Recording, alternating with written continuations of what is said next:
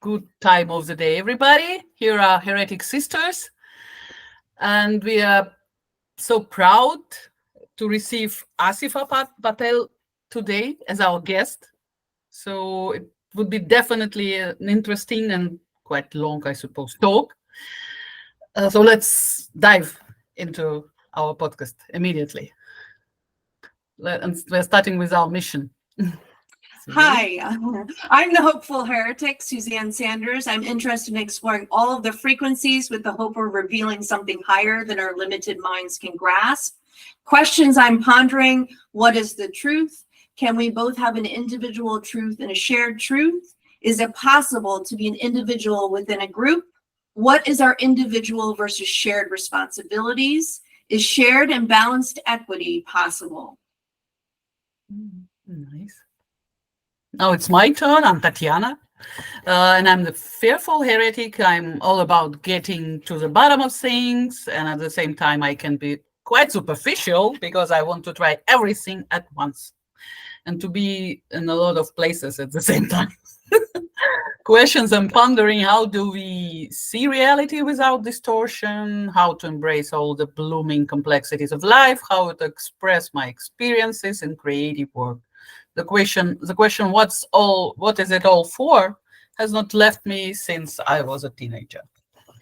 And after such an intro, quite usual for our podcast, we would love to hear your story, Asifa, and the way you would like to introduce yourself, the way only in a style that is comfortable with you and the way you're ready to do it. Yeah.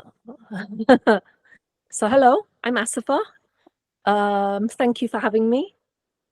I respond best to questions. So what was really great is Suzanne and Tatiana asked me all sorts of questions. And the very first question was, how would you like to introduce yourself? And I thought, oh God, I don't know how to answer that, right? It's not a yes or no question. I don't have anything to say. The previous guest had lots of amazing things to say. I have an undefined throat. I don't know where to begin. But I'll begin with where I am. So I'm in London. I'm a Londoner. I was born here, and my parents are originally from India. The eldest child. And yeah, that's where I'd like to start for now. Yeah, that's what I can think of.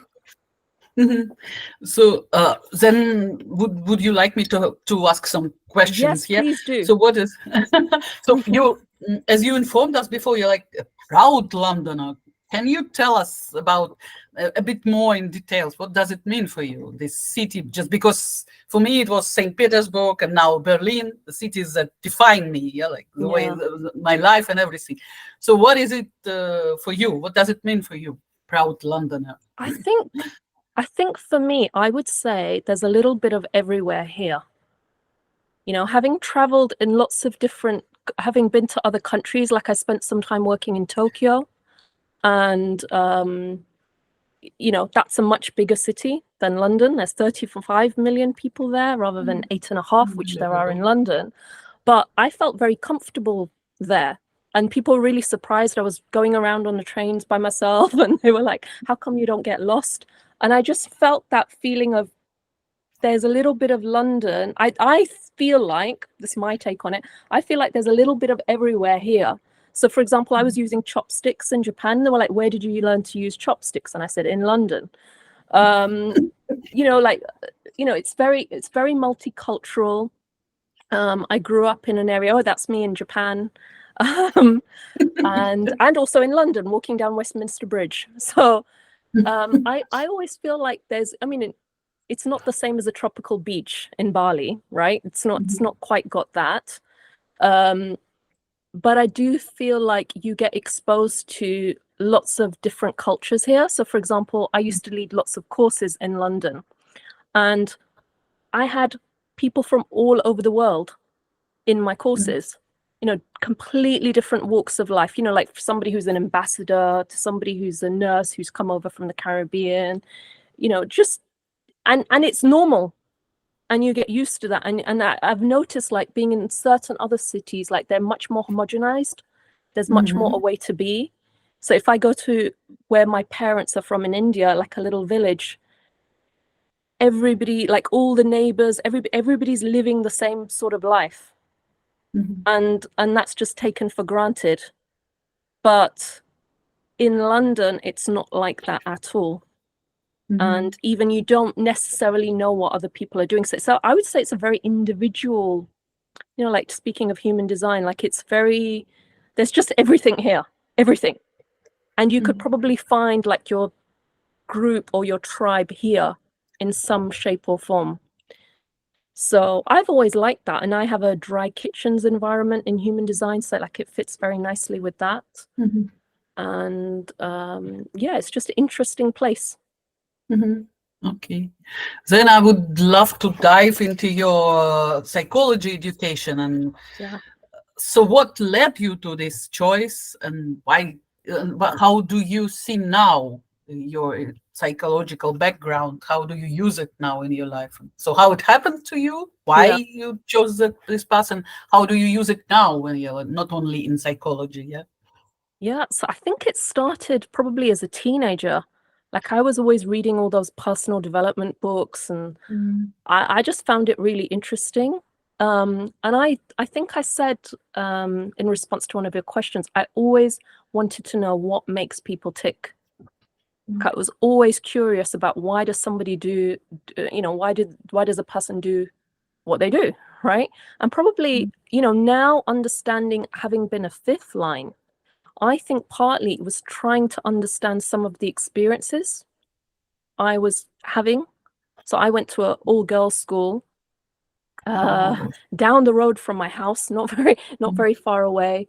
And, you know, there was definitely an experience I had of being burnt at the stake as a teenager, you know, when I was about 14 years old. And, you know, when I was at school, you know, I loved learning.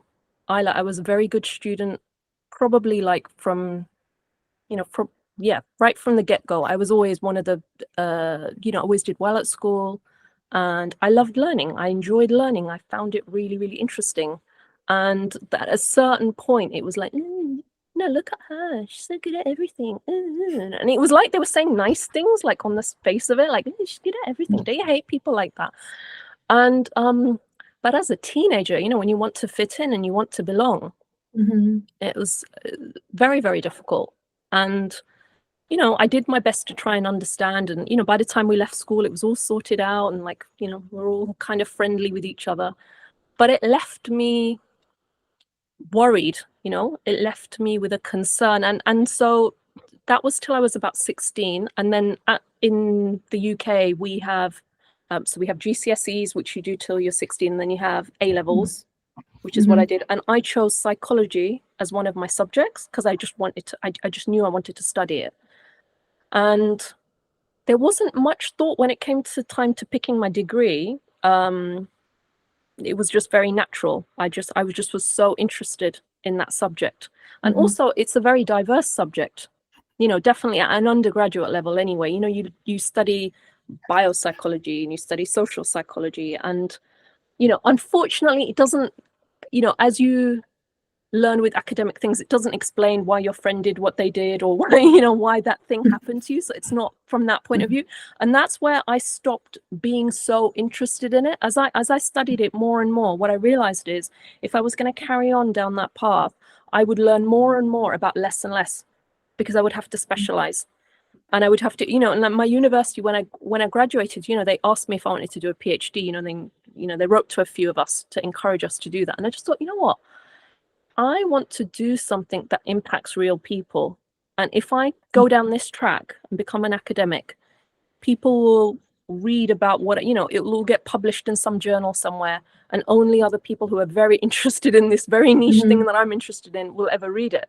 So I was always very interested in the real impact of these things and these ideas. You know, that's probably the universalizing aspect of being a heretic, right? Like I always wanted it to be practical. I always wanted it to make a real difference in someone's life. And then I got very, you know, after I graduated from university, I got very involved with this personal development company. So then it got very real, right? Then I was hearing real people's stories, and, you know, I was quite young compared to a lot of the other people there. But I ended up, spending many years there. I ended up working there. I ended up leading seminars there. And, that was also, it had a huge influence on me, actually. Just the fact that I did it at such a young age and that I got exposed to so many people's stories. I mean, that will never leave me. Like, just hearing people so honestly talking about what was really going on in their life is probably like one of the biggest privileges ever, because people don't usually talk like that in that way. So,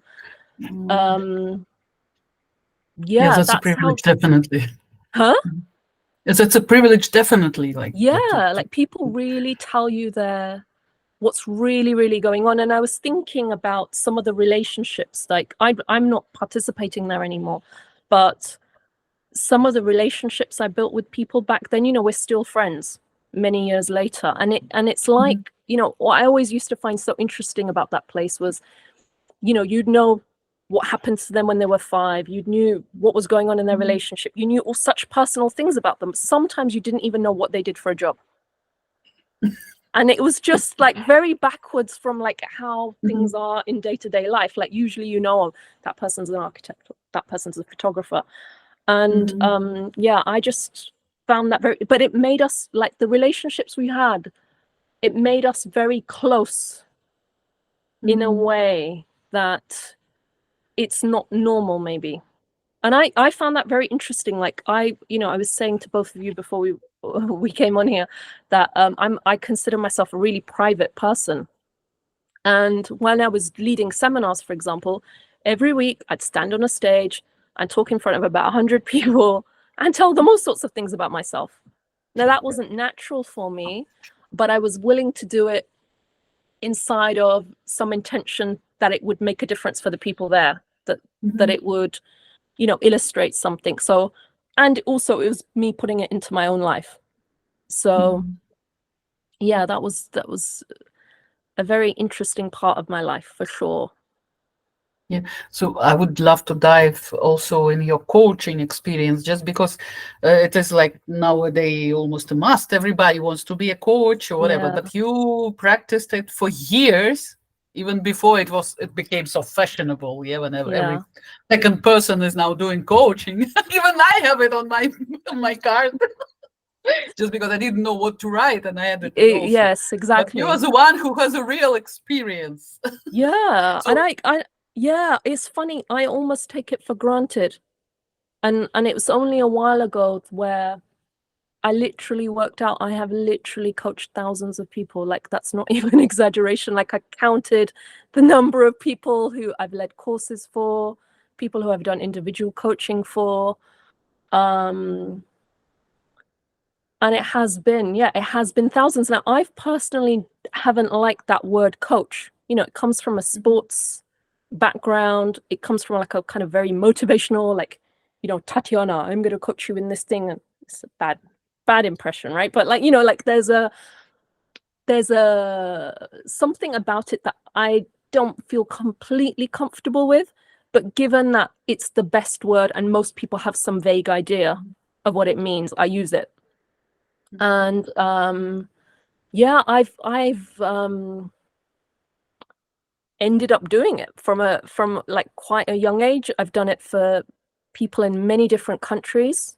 So I was recently talking to someone and I realized, oh yeah, I was coaching people in like Africa and in the Middle East and in Europe, and like it just all felt normal. Do you know, like when you're in the moment and you're just doing something, you're just doing it, and that's what it felt like.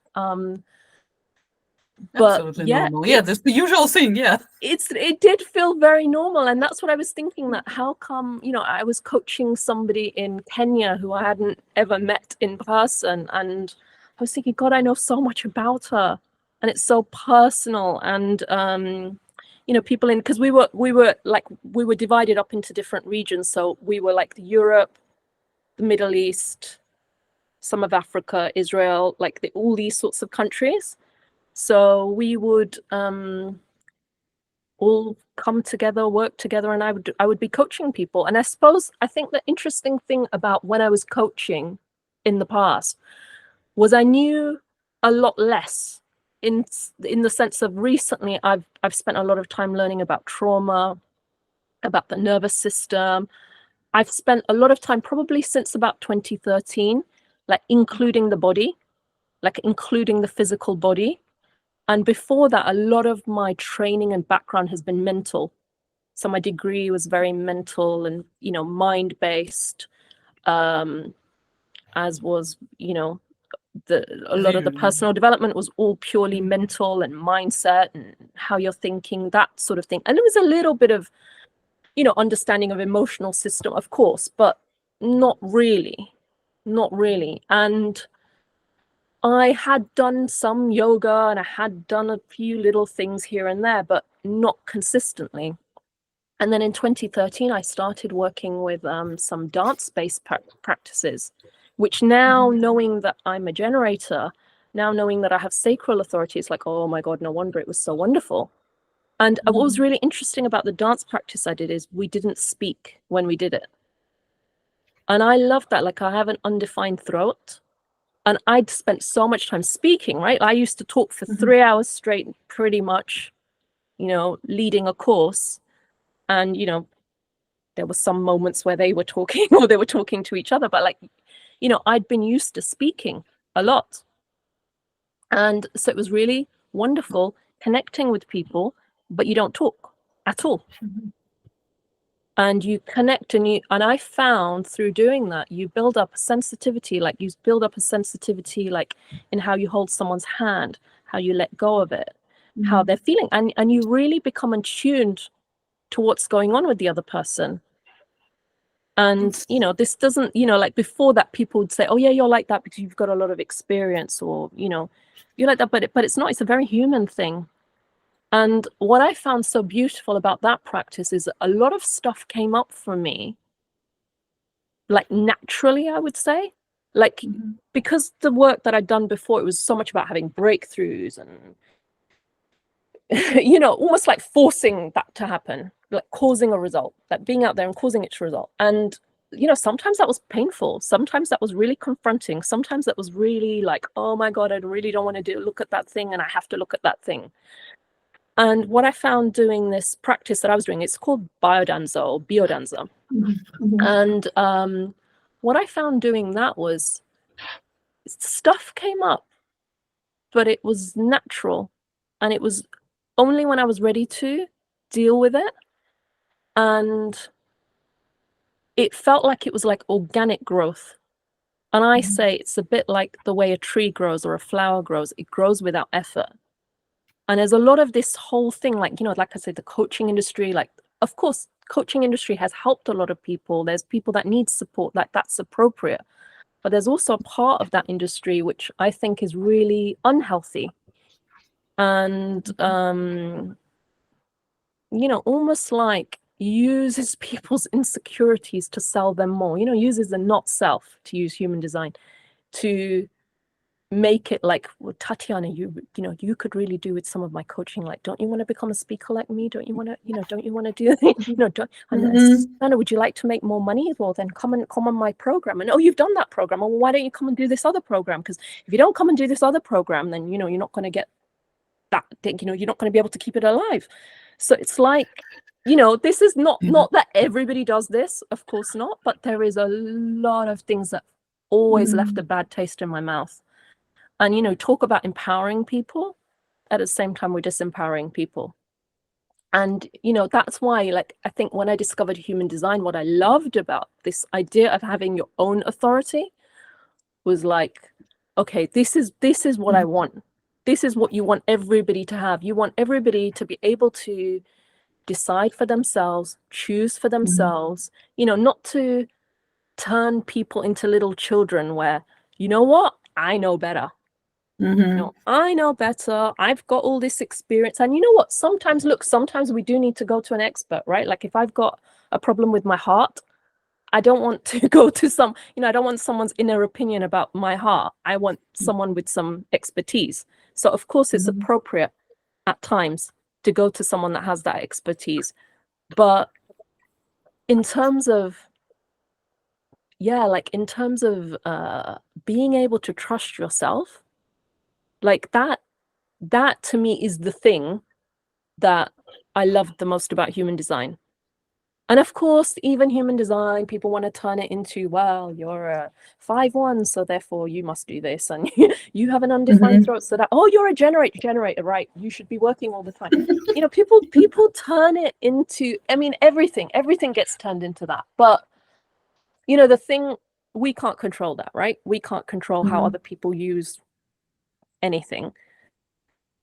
I can only look at how I use it and how I try to use it. And, you know, when I do, I mean, I've started using human design to work with people and, you know, offering sessions for them. And yeah, the thing that I always say to people is, look, if I'm saying something and it really doesn't fit for you, then throw it out. Throw it out, like test it out for yourself. Because it's you know, one of the questions you asked me to ask, I think it's for your next guest, but I want to throw it in here, because what I was thinking about is, you know, what if this is a load of rubbish? You know, what if tomorrow I find out I'm a projector, right? Or I find out I'm a 4/6, or I find out some other thing about myself, right? Then what? Right?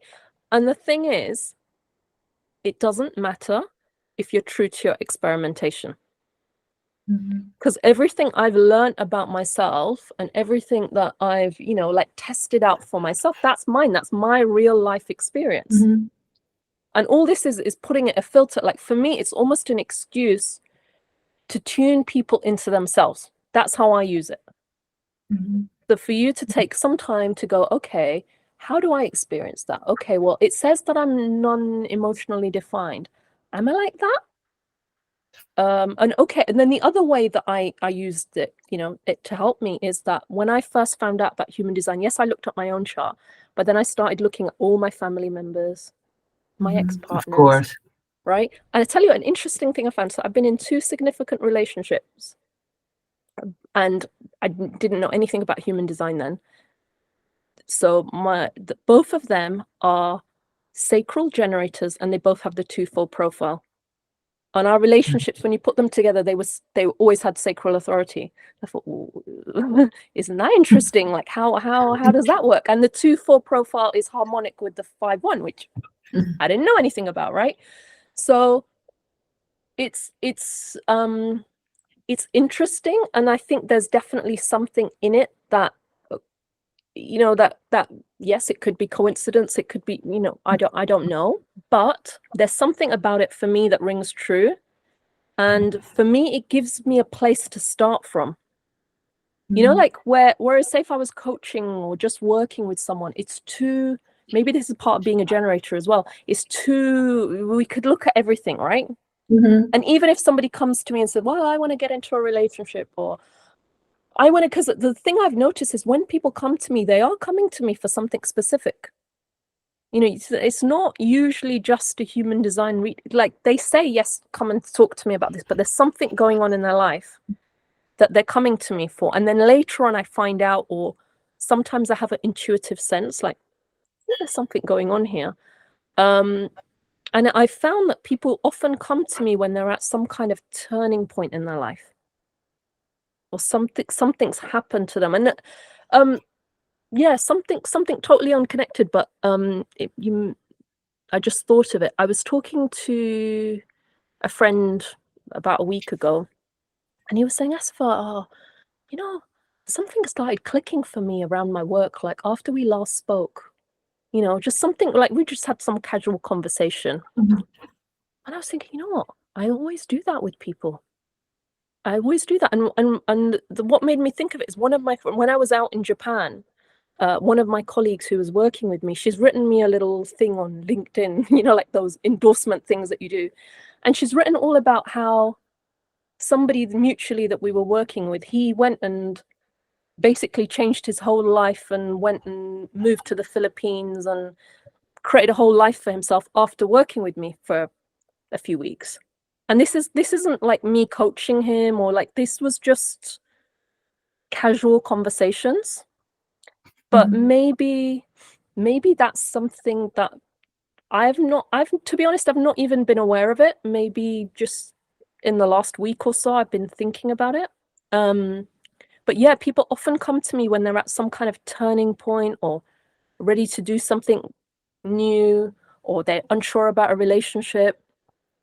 And then that's that's who's been attracted to the sessions that I've been doing. Nice. Maybe we would dive shortly. It would be nice to dive shortly in this history, how you met human design and the spiritual, let's put it, esoterical part of your life. So we talked. You told us about psychology degree and your experience in coaching. So did it all started with biodanza or earlier, or you always were like you always had another background, another view? Probably always. So I come from a fairly religious family. So my family are Muslim, and yeah, my parents are originally from India, and I think that's interesting as well. Like that, so they come from a country which is the main religion is Hinduism, and they're a minority religion within that country. And then here we are, in this country. And we're a minority religion, from the traditional background of people in the UK. And I think what I notice about that, I've always grown up with that kind of dual culture, so my first language is actually Gujarati, which is what I first, but when I grew up in the UK, I've always lived here, but because I'm the eldest, my parents, when I was very young, they spoke Gujarati to me. They weren't going to speak English to me. So when I first started school, nursery rather, I couldn't speak English properly. Like I could understand it, but like I couldn't say what I wanted, and it was a bit scary for me. So then I quickly learned. And but there was, for me, I think I always had a different way of looking at things. I can always see things in a very different way to most people. And for example, like, within our religion, you don't drink alcohol if you're Muslim and you practice and you follow that. But when I was growing up in England, there's a pub culture, there's alcohol, there's a lot of, that's normal. It's what's the matter with you if you don't drink? So it's like in one world I got told it's wrong, it's bad, don't do it. And in the other world I'm told, no, you should do it. And if you don't do it. So the thing about that is, well, which one's right? And when I was a teenager, I remember I had a teacher at school, and I think I said something about this to her. And she said, you know what? You're lucky. You just choose the best of both. Right? Yeah. Which I think's lovely. But the thing about it means that you're always having to think about things that other people can just assume or just follow. You kind of, like, the very first time probably something like that happened to me was when I was about 4 or 5, and I started school, and I always covered my legs, right? Like I always wore trousers with dresses or whatever. And I think a boy must have said something about, she's wearing trousers with dresses or something. I actually did not understand what he was talking about. Like it made no sense to me. I didn't even get it. And the teacher told him off. Like she said, you shouldn't be saying that. But I literally didn't get what the issue was or what the problem was. That it just made no sense to me. And then obviously later on I realized. But it's like, yeah, it's having to think about things. Like, well, am I going to do it like this, or am I going to do it like that? Am I going to follow this, or am I going to follow that? And I'd say and I think a lot of people, for example, lots of people have that kind of background. Like I know lots of British, Asian, British Muslim people. I'd say a lot of us could relate to that because, we've chosen one way or another. And for some people, maybe it didn't take so much conscious thought. Maybe for some people, they just did what their older brother or sister did, or maybe they were influenced by the friends around them.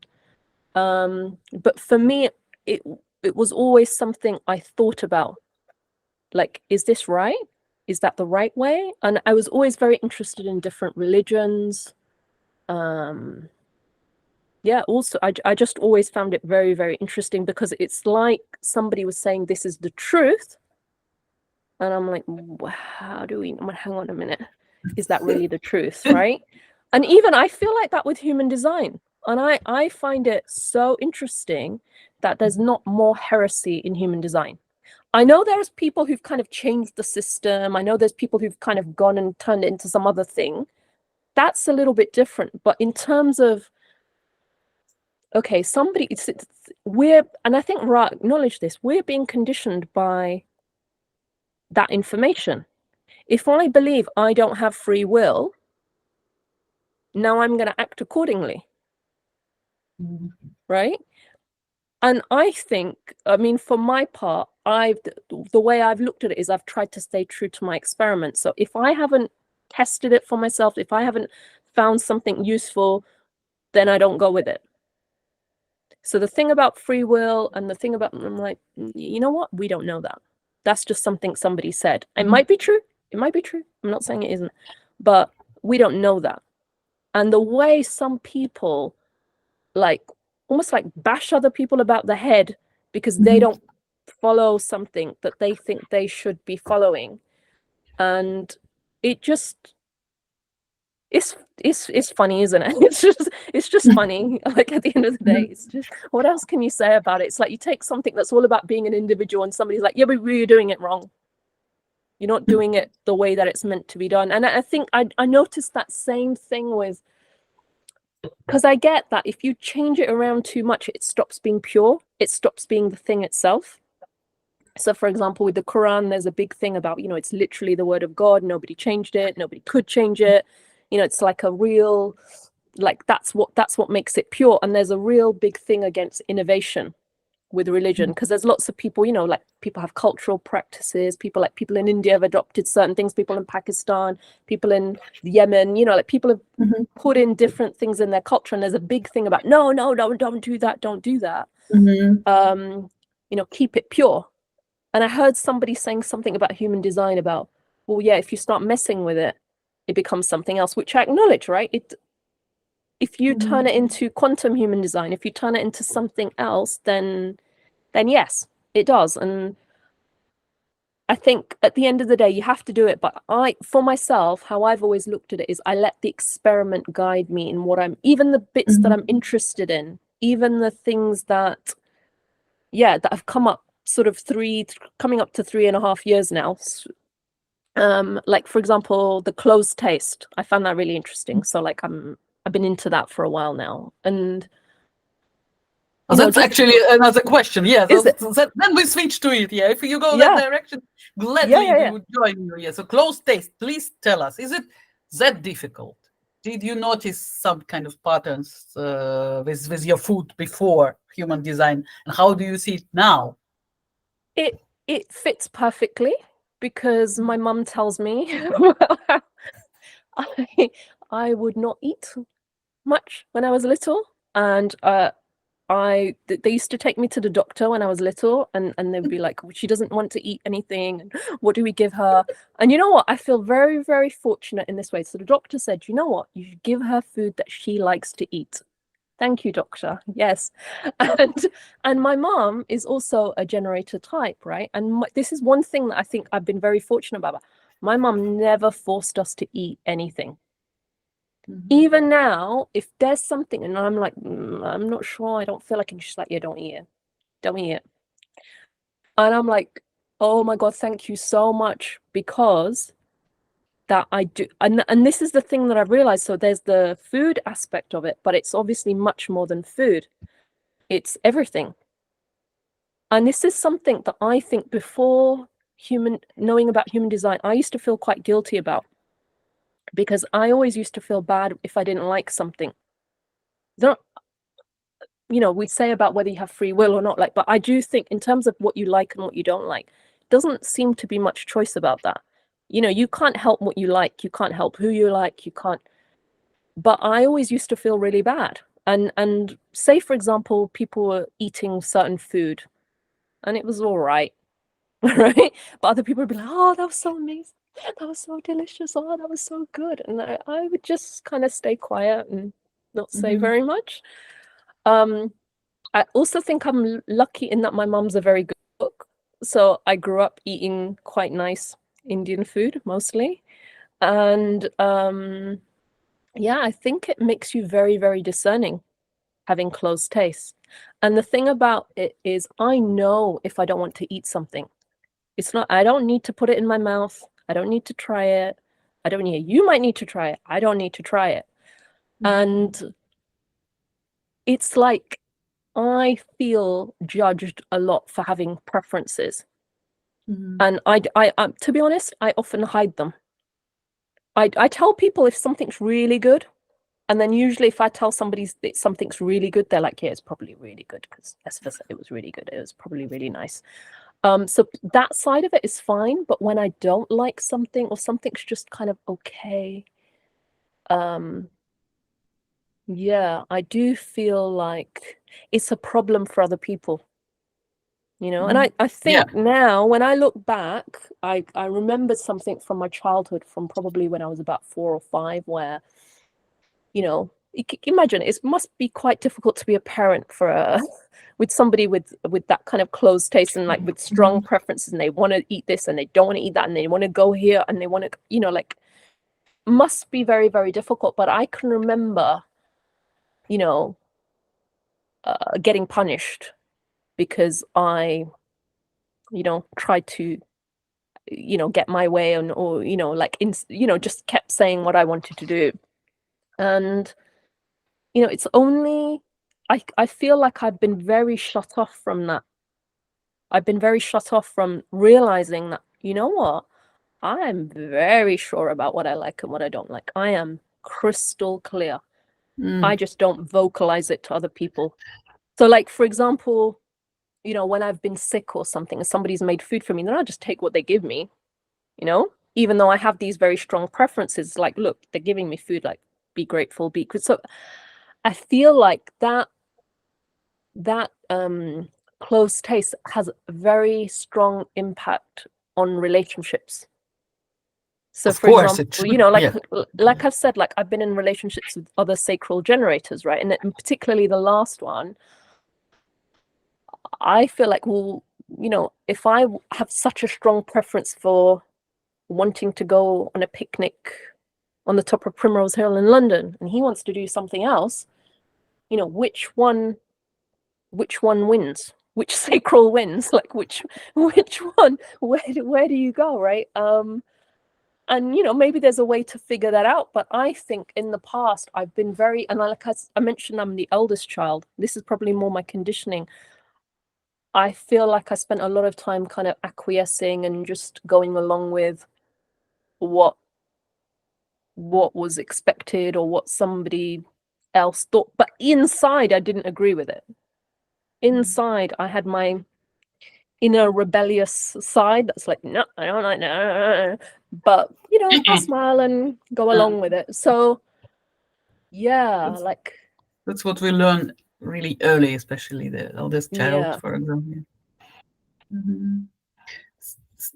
Are you done with the topic, or you have something to add regarding the? There was something I thought of a minute ago, but I can't think of it now. See if it comes back. Yeah. See if it comes back. Yeah. Would you join us? Maybe there is already a question that you would like to add.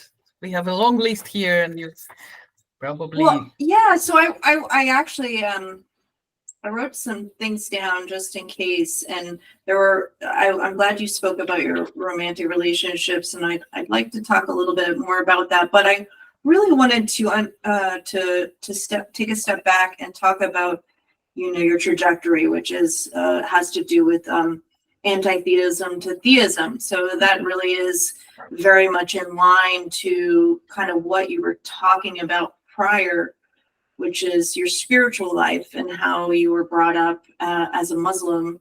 And I'm not sure if you are did you follow that path with your parents, or is that something you just feel an impact culturally, or where are you at with that? Yeah, I would say it's because it's been such a big influence on me. I would say culturally, definitely.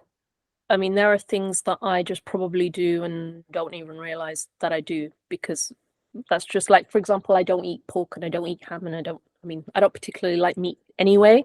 So that was never so difficult.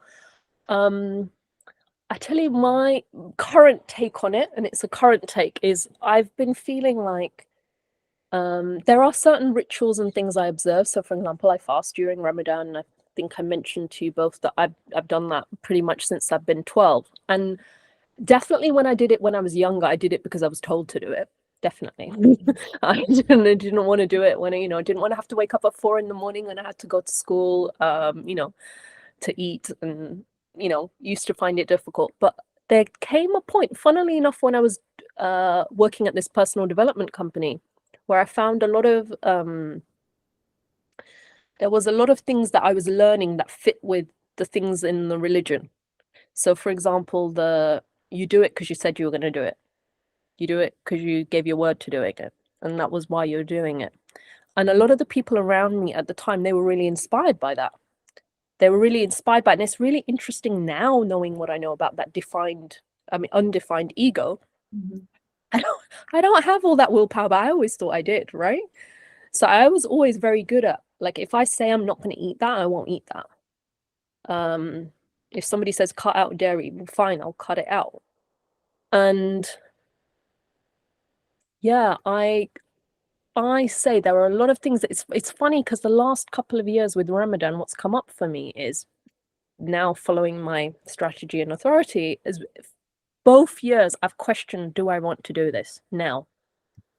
And I felt unsure, and I ended up doing it. So I feel like I'm in a place where I'm feeling unsure about like I would say right now, if you ask me, I don't literally believe all those things. I don't. It just doesn't ring truth for me. But I think there's some underlying truth. I think there's some beauty in the practices that I really like. And one of the things I used to find difficult is like, oh my God, you got to pray 5 times a day. And then now I look at that and I think, oh my God, it's so good. 5 times a day, you escape what you're doing and you meditate, and you take 5 minutes or 10 minutes or whatever it is to just kind of connect to something deeper. And I haven't been doing it again recently, but like till probably some point about a year ago, I was actually praying 5 times a day. And that was something I chose to do because I felt like it connected me to something deeper. It connected me to my ancestors. I can remember my grandmother praying. I can remember. So I do a lot of things like yoga and meditation, and there's lots of practices that are from other cultures, right? So Hindu culture, Buddhist culture. And I do feel like, well, yeah, why don't I do things that are from my culture? What's wrong with that? Like, why not follow that? I mean, like fasting, for example, now everybody's doing intermittent fasting, which is what Ramadan fasting is, right? And like there's a lot of things that when I went to Japan, I found really interesting. Like before they go to the temples, they do this like kind of washing of their hands, and it's the same thing that we do, right? And it's like, I think there's something about rituals and like rituals over time that I do want to keep. Like I don't feel like I want to throw it in the dustbin. I don't feel like I want to just go up, forget it, it's a load of rubbish, I'm just going to do this other stuff. Because to be honest, what I would end up doing would be other people's things. So it's like, why would I do that? Why would I prioritize that over what I've been nurtured and given, and like my connection to my family and my culture and my ancestors and all these people. So I like that. I want to maintain that as much as I can, but I don't feel fully connected to it in the way that some people do. And just to follow up, because I did have some interest in relationships, and we'll get into this a little bit more in your astrology if we get there, is relationships are very important to you. I see in your development. And so I was just curious about, what do relationships mean to you? Have you had good experiences in like romantic relationships, and has your family steered you, like, have you dated just Muslims? Like, how does that kind of flow into your background, I guess? Yeah. Very interesting one. No, they have not been Muslims. That's the answer to that. Yeah. So firstly, there isn't a culture of dating. And particularly when I was younger, there was definitely still a lot more arranged marriages happening. So like my parents had an arranged marriage, for example, my grandparents did, that sort of thing. So it's become, I'd say like now it's probably like 50-50. Like some of my cousins, for example, who are married, that some of them, they chose their partner. Some of them had arranged marriages. And it's kind of, like everybody's doing their own thing, whatever works for them.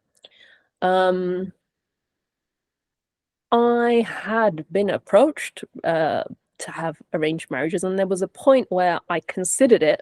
Funnily enough, when I was doing all this personal development thing, funny how a lot of that personal development thing really fitted with my religion. Like you would think they're completely different things, but I found that it really fit with religion because it was like there was some observed orthodoxy, there was some like rational thinking behind everything. So I was thinking, well, I suppose my family could introduce me to somebody feasibly, and it could be a nice person, and whatever. I don't know. I never met anybody in that way that I clicked with or connected with. It's very interesting. I think the whole thing about relationships, I have the left angle cross of separation, and I've been thinking a lot about that. I think, and I'm also single definition, right? I'm very happy in my own company, and I feel like it's been very interesting. I've been single since I've been starting my experiment, my human design experiment, and it's really great because it allows me to be completely true to myself without thinking, well, he wants to do this and I want to do that thing, right? And I feel like, maybe once I've had enough of a taste of that on my own, it'll be nice to see, okay, well, how could I work that out? How can I still be true to myself and be connected to someone else? Because right now it feels a bit like a compromise. It feels a little bit like I'll give you an example from dancing that might fit this. So when I first used to do dance, I didn't know about human design, and then now I know about human design. And I've been doing a different kind of dancing more recently. I've been doing something called ecstatic dance. I've done lots of different things, but there's ecstatic dance kind of more recently. And I remember going along and, you'd be dancing, and, sometimes people want to dance with you, right? And I found that I had to change how I was dancing in order to fit with the other person. And I remember just this feeling of like, well, do I keep staying true to myself? Do I keep expressing what's inside me and what I want to express, or do I change it to fit what this person's doing? And I think that's a good analogy for relationships. Like, obviously you're co-creating. Once you put two people together, it's not and you can co-create, and it's possible to. I don't know if I figured it out yet. I don't know if I figured it out. I think also, I'd say more recently, I'm being more true to myself, probably than I ever have been. But for a long time, I think I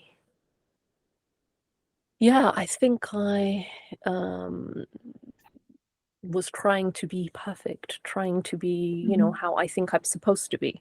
So it's very difficult for someone to connect with you properly if you're not showing them who you are.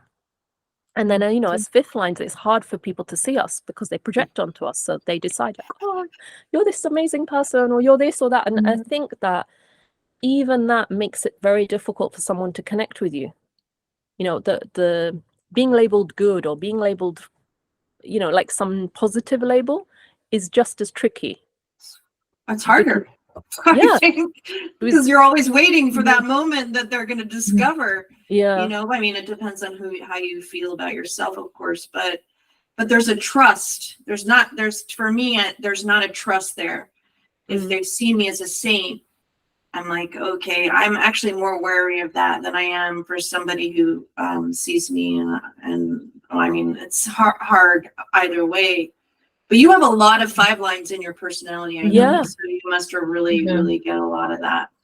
I really do. And I think the thing about it is like, I'm great when I meet people, you know, but it's very easy for me to connect with people. It's fairly like wherever I've gone, I pretty much somebody will talk to me, and you know, I don't get that resistance that some people get with strangers. So that's lovely, right? Like that's really nice. But yeah, like when someone's like, I think of some of my friends that, you know, that have been in my life like 20 years or, you know, something like that. You know, they've seen me, but like I don't have loads of people like that. You know, and I've always been kind of very happy-go-lucky about that. It's like, oh, there's these people. Oh, cool, let's hang out with them. Oh, there's these people. Let's hang out with them. Like I've always been like that. And then, you know, sometimes, you know, it does feel like, yeah, but does anybody really know me? You know? And I feel like maybe in the last few years, since I've been experimenting with human design, I feel like people know me more, you know, and know me. Like I feel like I've been way more vulnerable than I've ever been in my life. And I've been talking about things that I've never talked about with people before, even with like family members, my mom, my brother, like, you know, just different people. I feel like I would say all in all, relationships, and I don't mean just romantic relationships. I think relationships are bloody hard when you're a 5th line. and then there's this thing about the, you know, like the undefined throat, like the feeling not seen, you know, which is funny. You can't see on screen, I'm quite tall, right? I'm nearly 6 foot tall. So, which is very unusual as for an Indian girl. But so it's like, on the one hand, I stick out and people always notice me. And then at the same time, they don't really see me. They see something about me, you know? But then it's also very interesting. Like, I have a friend, he works a lot with archetypes. And he's also a 5/1, but he doesn't have a lot of 5th line. And when I was telling him about this projection, he was thinking, you know, like, no, that's cool. They think this about me. He's like, he had no problem with it, right? He just thought it was great, right? You can just choose which archetype you want to see. And he was saying about like one of the archetypes, because I think in one of the photos I sent you, there's a photo of this rose. And there's a little story behind that, because he says he always tells this story when he describes this particular archetype about me, because to his clients whenever he talks about it. And so a lot of people have picked up on or said to me, like, I have the princess archetype. And one of the ways it showed up was I was in King's Cross Station in London on one evening, and it's about, I don't know, nearly 9 o'clock at night. And I was in a pret-a-manger, if you know what that is. And I was sitting there, I was waiting to meet a friend. And there was what do you mean? mum. What can you just It's a shop. It's like a sandwich shop. Okay. They do have it in America as well. They do, you know. Oh yeah, I know what you're talking like, about now. Yeah, kind of sandwiches and that sort of thing. And there was a mum there with 2 little girls, and they were wearing these beautiful white dresses, and they looked like they'd been to a wedding or something. And you know, they were just playing and stuff. And then this little girl comes up to me, and she has this rose in her hand, and she gives it to me like this. And I just sat there, and I just looked at her, and I just said, she didn't say hello. She doesn't say, here you are, nothing. She just literally comes up to me, gives me this rose like this, right? And it's this pink rose that has a little diamond in it.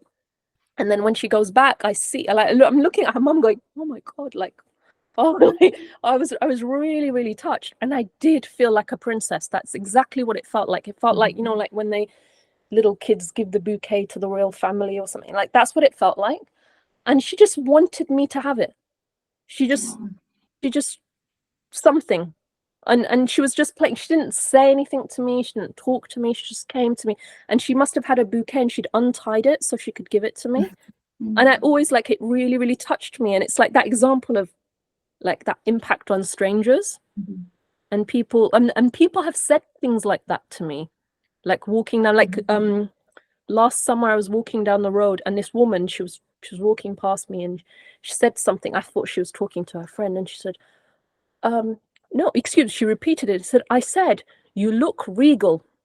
And I was like, oh, well, thank you. Like, that's a really lovely thing to say, right? I thought she was talking to her friend. So it's like, you know, there's certain things that I think that's an interesting way to look at the fifth line in general. There are certain archetypes that are familiar to people. So people will put whatever archetype onto you, and they will just decide something about you because they know that little thing about you. So it's like, oh, she fits that. And then somebody else there might be some other archetype altogether. But I think there's certain ones that are quite strong. Well, you have the 515 and you have the 34. Yeah, so there's a lot of charisma that comes naturally and is drawn. People are drawn to you in that way. And the sixth line of it's your Jupiter. Your Jupiter rules your north node. Jupiter's in the 15, and the sixth line has to hold itself back. Sorry, say that again. The sixth line needs to hold. There's a couple of signals in your charts that it's like you feel like you have to hold yourself back. Yeah. And you've kind of repeated that. Like you can't feel like you can be fully who you are, and you have to adjust to other people. And that's another, that Jupiter in the sixth line is another place where you feel like you have to hold yourself back. But that's being in the flow. And then, you know, you've got touch cognition, you know, so that being in the flow and the dancing, it's a beautiful that you found that, because I see that it's a really natural gift for you. Yeah. It's funny, you know, you were saying, I was thinking this, that if you've never seen me dance, you don't know me. And I feel so myself when I do it. And it's deep for me. It's not, you know, just do some moves. I really do feel like I'm dancing with everything I am. And for me, it feels, out of everything I do, it feels the most sacred. When it's like some of the most beautiful moments in my life have been dancing. And I know some people who are dancers and who are professional dancers. And I remember saying to somebody, I said, well, if I had another life, I would have been a dancer. And that was one of those things where I was never allowed to or encouraged to do that when I was young. And I've never done it. I've never had formal training. I've never done like ballet or any of those sorts of things. But it's just something that, just feels so freeing. And so, like, I used to feel very shy about dancing in front of people. Not like necessarily even that I thought I was bad at it or something. I didn't like being looked at. I felt very self-conscious. But, you know, the more that I do it, and I probably don't do it as much as I'd like to these days, but I do feel like it's because it's the body, you know? You can't lie with your body. You can lie with your words. You can't lie with your body. And I just feel like it's such a pure, real way to know somebody. And it's also a very nice way to see like who you fit with and who you don't fit with. Because it's like, you know, you can't, you know, somebody's trying to dance like that. And you're it's like this, like it doesn't always fit, right? So it's like you can see, you can see something that's like, for me, that's when I feel probably the most myself. And, you know, sometimes I don't feel myself when I dance because I'm not feeling it that particular day, but mostly it's very deep for me. I want to just say one more thing, Tanya, before you go. I'm tall too, but not as tall as you. I'm 5'7", and I'm not a natural dancer. I love to dance, but I have 2 left feet, and so it's not the same experience. But I remember in theater, one of my teachers was like, I had a hard time giving up. I have somebody has to be a really good leader for me to be able to listen and be in the flow with somebody. Because I'm always trying to lead. And my teacher was like, my dance teacher was like, you know, in England, you'd be a gent. You'd be a gent. And you know, that was like, I was very super embarrassed about that comment because I was tall or whatever. So tell me about your experience in the flow of with another person and being so tall. What is your experience about being led in that environment? Is it just about the person, the other person, and how masterful they are? Like, have you ever had any resistance as far as that goes? Well, a lot of the dancing I do now, it's not led. So it's not like I've done a little bit of that kind of dancing, but not so much. Social, yeah. Social. Yeah, I've done a little bit of it. Not not too much. But I remember being at this workshop once and we were doing this exercise. This is probably the best experience I've ever had dancing with another person. And we were at a workshop and we had to kind of partner with somebody. And then you kind of like, you had to help them kind of express themselves more. So I did that with him, then he did it with me. But when he did it with me, he didn't do much. Like he was, and I'm starting to get really frustrated. Like he's not helping me. Like he's just letting me do whatever, right? And, you know, and then we got a chance to speak, right? And he said, yeah, well, it didn't seem like you needed my help. Like you seemed like you were fine. And I thought, you know what, this is something, and this is, I'd recently come out of a relationship and that was the very thing that would go on for me, right? I'm helping him. He's not helping me. Like what's going on? But when we spoke, and then he felt like, okay, yeah, I can actually contribute and I could. And then we danced together. Honestly, it's probably the best dance of my life ever. Like, I mean, it was just so in sync, so like just incredible. Like and to the point where this person's partner, like romantic partner, was there and she walked out of the room. And I didn't realize all this had gone on, but like she was really like, oh my God, what's going on between them? And there was zero romantic connection between us. It was just like sublime. Because we'd had that feedback. So I think I always, and I've danced, sometimes I've danced with women and I've had amazing dances with women. So I think when it's pure, all that goes out the window. When it's pure, when you're like connected to something and they're connected to something and then you dance, and it'd be so interesting to know who has this channel of rhythm. I've met a few people, like I have no idea. Oh, I've met somebody who's a really amazing dancer and he has that. He has that channel of rhythm. So yeah, like that's all cool. I can say. Yeah, thank you. I'll shut up now. No. Please don't shut up. But just a few small questions in connection with your human design chart, maybe. So with heresy, I think we are done. With this, the usual 5-1's life, like it is clear. You show that in your life and in your experience, and we heard a lot about it. Your open ego. How do you understand it now? How was it before the experiment started? How you understand it generally now in your own in your chart, in your life? Definitely before I knew about human design, I would have said I have very strong willpower. Definitely. I would definitely have said that, right? Like look at all those activations. And even that one gate, which is not I have the hanging gate on the other side, right?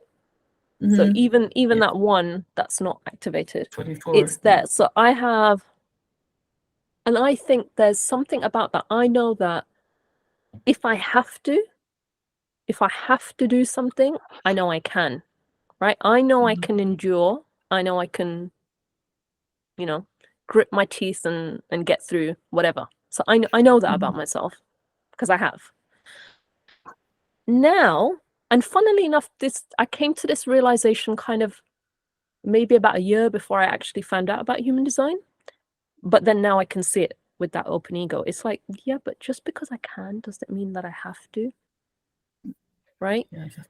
Now it drives me crazy when people try to put that defined ego. Like it drives me mad. And I see it a lot in the fitness industry. I see it a lot with it. And funny enough, I've come across teachers and people that have defined egos, and I'm like, it's perfect for you. Yes, you should do that. You should do 5 classes a day. That's great. You go do that. Don't tell me to do that. Don't influence other people to do that. Don't make out like they're bad if they don't do that, because most of us have undefined egos. Most of us. And it's that, I think the other side of it is that, you know, the not self of that, the constantly feeling not good enough.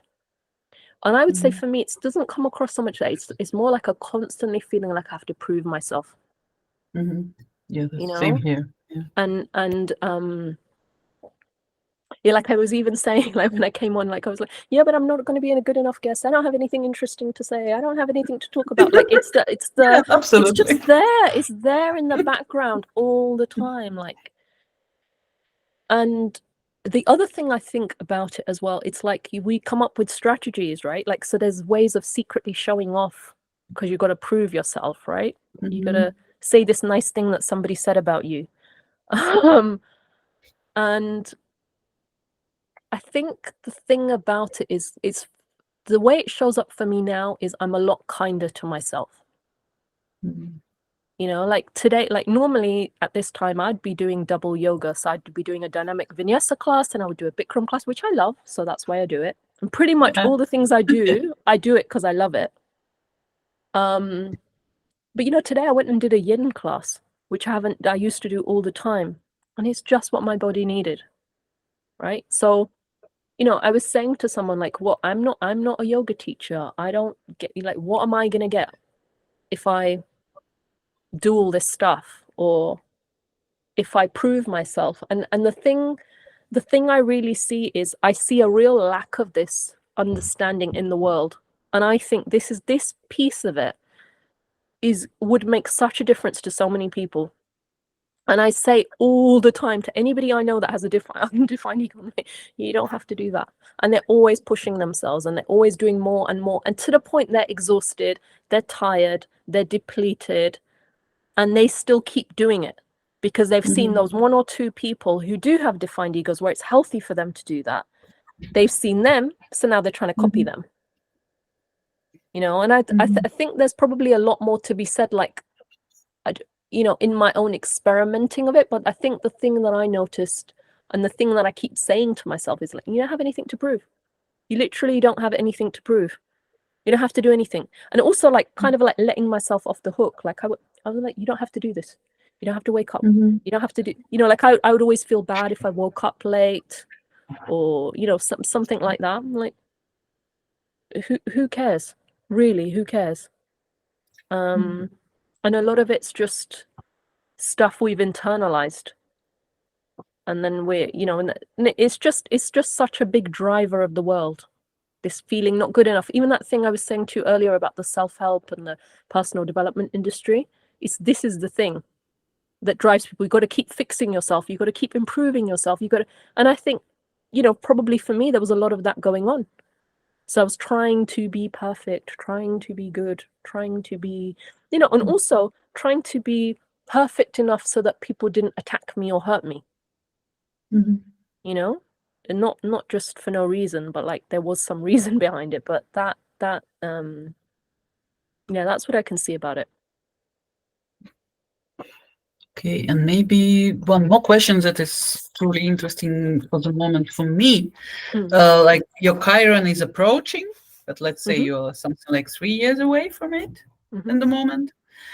Do you feel any kind of changes in your life now? Like I suppose the change came at the time when you started your experiment. Yeah, you became solo person and then experimenting.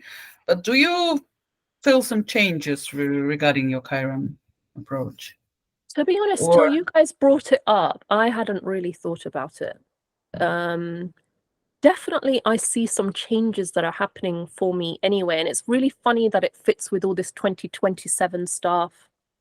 Oh yeah, the next question spoken about in human design. Well, yeah. I think for me, there's something about wanting more for myself in my life. And having, like, I was always brought up to think about other people. You know, I said I'm the eldest, my mum's also the eldest, and there's also my culture. Like, it was a lot of like thinking, and you know, I did voluntary work from a very young age. I've always done that sort of thing, and I've always been very other focused. And yeah, like I'm, you know, like I was saying earlier, like I was very tuned out from my own likes and dislikes. So now that I know that, I'd like to explore that.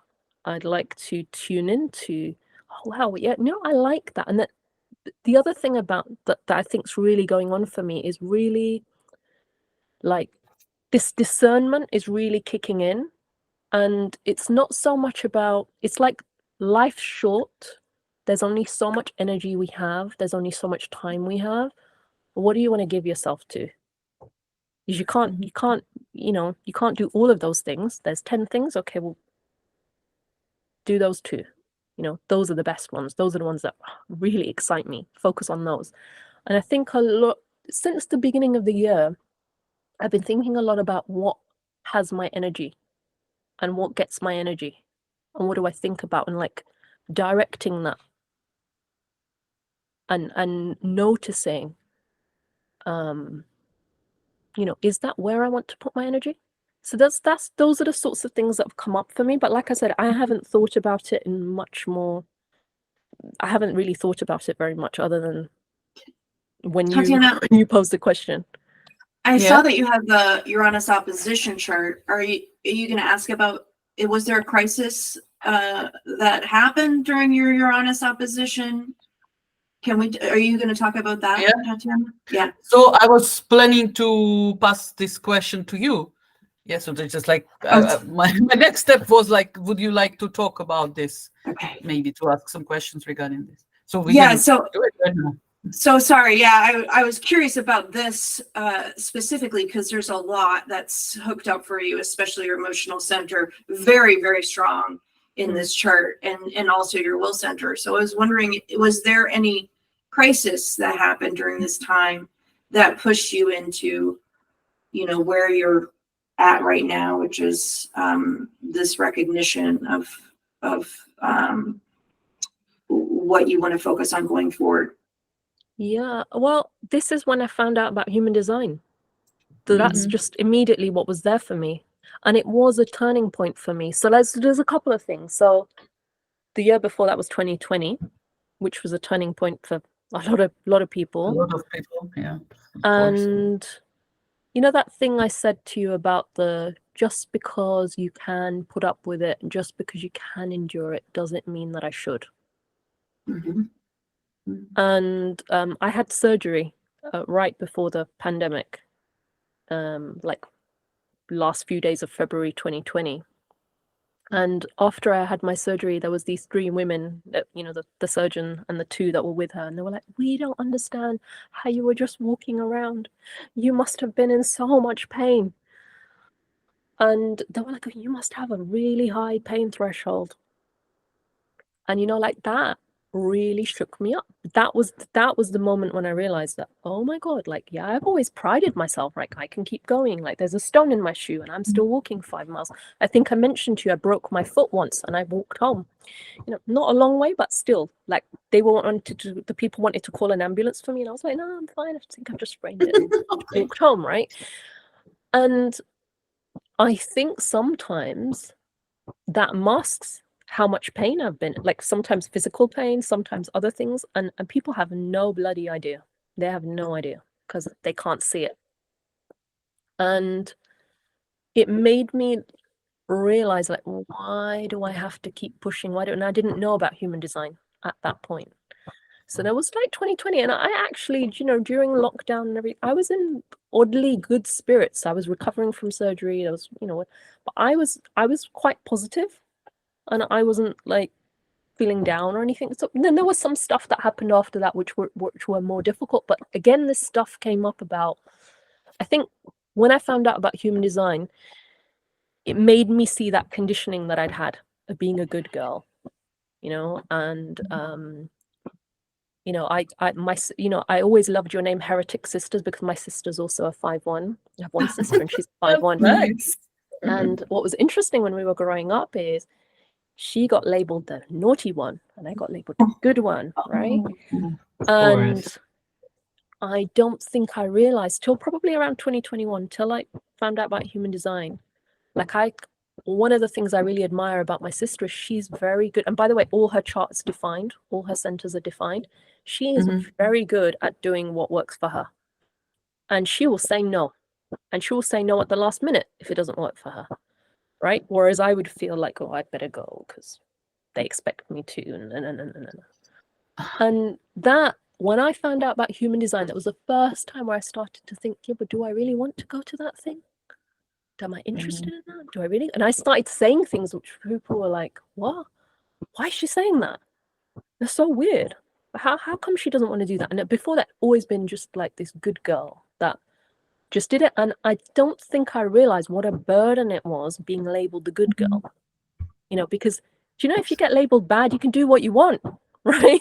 You can just go and do what you want. And I'm like, no, don't think of me as good. Just why am I like within our culture there's this big thing about reputation and people thinking well of you and all these, and I'm like, what they really do till the day they don't, till the one day I do something that I want to do, or I don't follow what other people, and that's it, dead. And it's like, what is that for? And I suppose for me it felt like kind of owning my life, or beginning to, because there's a lot of conditioning there. But like definitely that 2021 was like a real turning point. Like as soon as I discovered it, probably around February 2021. And then that was the time of that's when I found out. And then I was pretty much from the beginning, I started my experiment. And so I was experimenting and trying out and thinking, yeah, but do I really want that? Do I not want that? So yeah. It's so interesting because you've got the channel of crisis, which is your injury. You've got the individual channel, which is about being an individual, and you've got that money channel and the channel of skills. Like you just are all hooked up. Plus you've got the moodiness channel. It's very interesting. Did you feel? We didn't ever talk about your open solar plexus and how you experienced that. I'd be curious how you experienced that and how that changed or how that impacted you to be so wired in your emotional center when you weren't naturally that way. Did you notice that at all?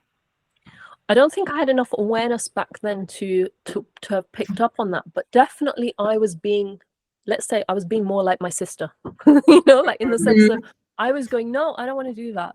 I don't want to. Actually, I had a very big argument with my dad around, that might have been ending of 2020 though. That might have been a bit earlier, but I don't know, maybe my emotional attack, but that's very unusual for me. Very unusual for me that I would get angry or I do occasionally, but I'd always say I've always been quite calm. I definitely notice other people, if they're emotionally defined, oh my God, I feel it. I definitely feel it.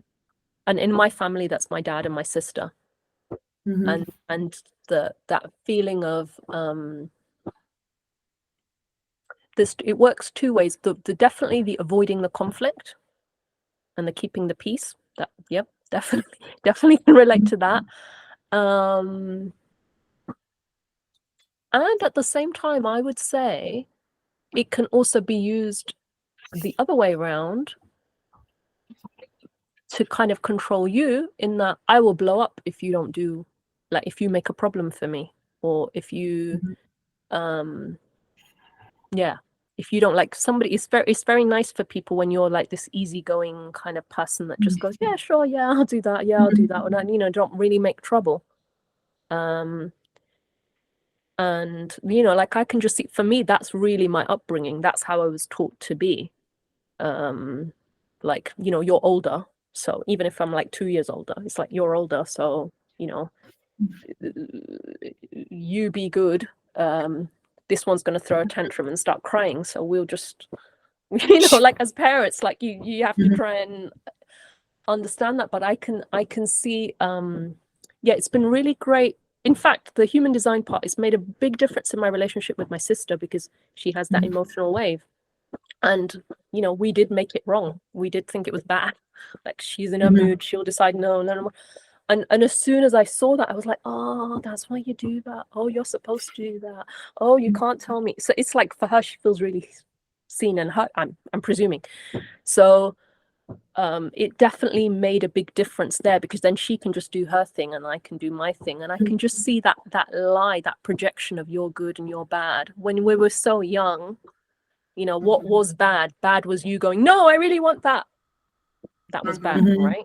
Because you really insisted, because then it becomes a problem for the people around you, right? And yeah, you know, if you're a parent and you've got young kids, then yeah, you do anything for an easy life maybe sometimes. But yeah, the thing about the emotional, see, the thing that I think that's interesting about transits as well, because I wonder how much they affect us if we're being true to ourselves. Like, it's an influence, right? It's an influence. I'd say,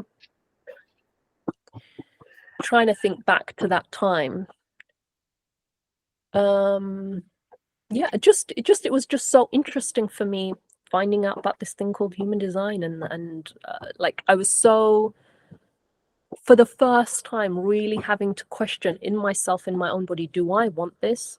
Do I like this? And I think it just started causing problems for people. You know, where I was suddenly like, no, I don't want to do that. No, I don't want to go there. No, I don't. And the thing I said to you earlier about that sometimes used to feel guilty for not liking something, or not, like, say if you don't like someone, like you don't want to be romantically involved with someone, you just don't like them, but they're like, yeah, why don't you like me? And it's like, there's no answer to that. But yeah, like, I think it definitely caused problems. It caused some of my relationships, which had been so, like, for example, me and my mom, where it's always like just so lovely and easy, like me and my mom fairly close. Suddenly it's like, problem child, why is she now saying these sorts of things? What's going on with her? Why is she doing this? So like, it caused some stuff there. And then with my sister, it became a load smoother. So yeah, that's what I noticed. Like, how do I be true to myself whilst kind of all these relationships and connections I've built up with people, and people know me in a certain way? Yeah. You know? Interesting. Yeah. Don't you think, Suzanne, it's time to go to astrology? Sure. Yeah. If you're ready to. I'm ready. Yeah. Nice. I'm ready. Let's start. Because we can also. Okay. Then let's move a bit forward. Yeah. Now we are in astrology view on Asifa. Yes. So From the point of view. there are a couple of things that I wanted to ask if you were comfortable enough going into, and I want to talk about this because in your chart, everywhere that I look, there's a lot of strength and inner resilience in you, and in the fact of that it's so remarkable, that it's interesting, the journey that you've had, where it's like, I'm adapting for other people, or there is this projection, I think, from even the way that you're talking about and the way that you're presenting, which is the fifth line, which is, oh, she's so beautiful and she's got all that hope and the positivity, but underneath it is just power, like real power. And so I'm just wondering if you wanted to, if I'm inviting you, and you tell me if you're responding or not, about your experience and your discovery of the birthing experience. And then there was a personal experience with your sibling. And I want to invite you, and if you want to speak about that, because I don't want to bring it up unless you're willing. No, I feel happy to speak about both those things. It's funny you talked about that. So my other channel is the channel of power, right? I have power and rhythm. What is there for me to say about that? You know, that thing I was saying earlier about, it's like people have no idea. They have no idea right? And I think there's also something about coming from the culture that I come from, and like how you're seen as like the soft Asian woman, you know, like, you know. And yeah, I think only probably within the last year or two that I've kind of really taken stock and gone, you know what, I have been through a lot. And you know, I mentioned recently I did a course about being trauma informed as a coach, and one of the things that came up on that course was just like a passing thing, but it was talking about how, you know, you can have had trauma that you don't remember and that it can be shaping you.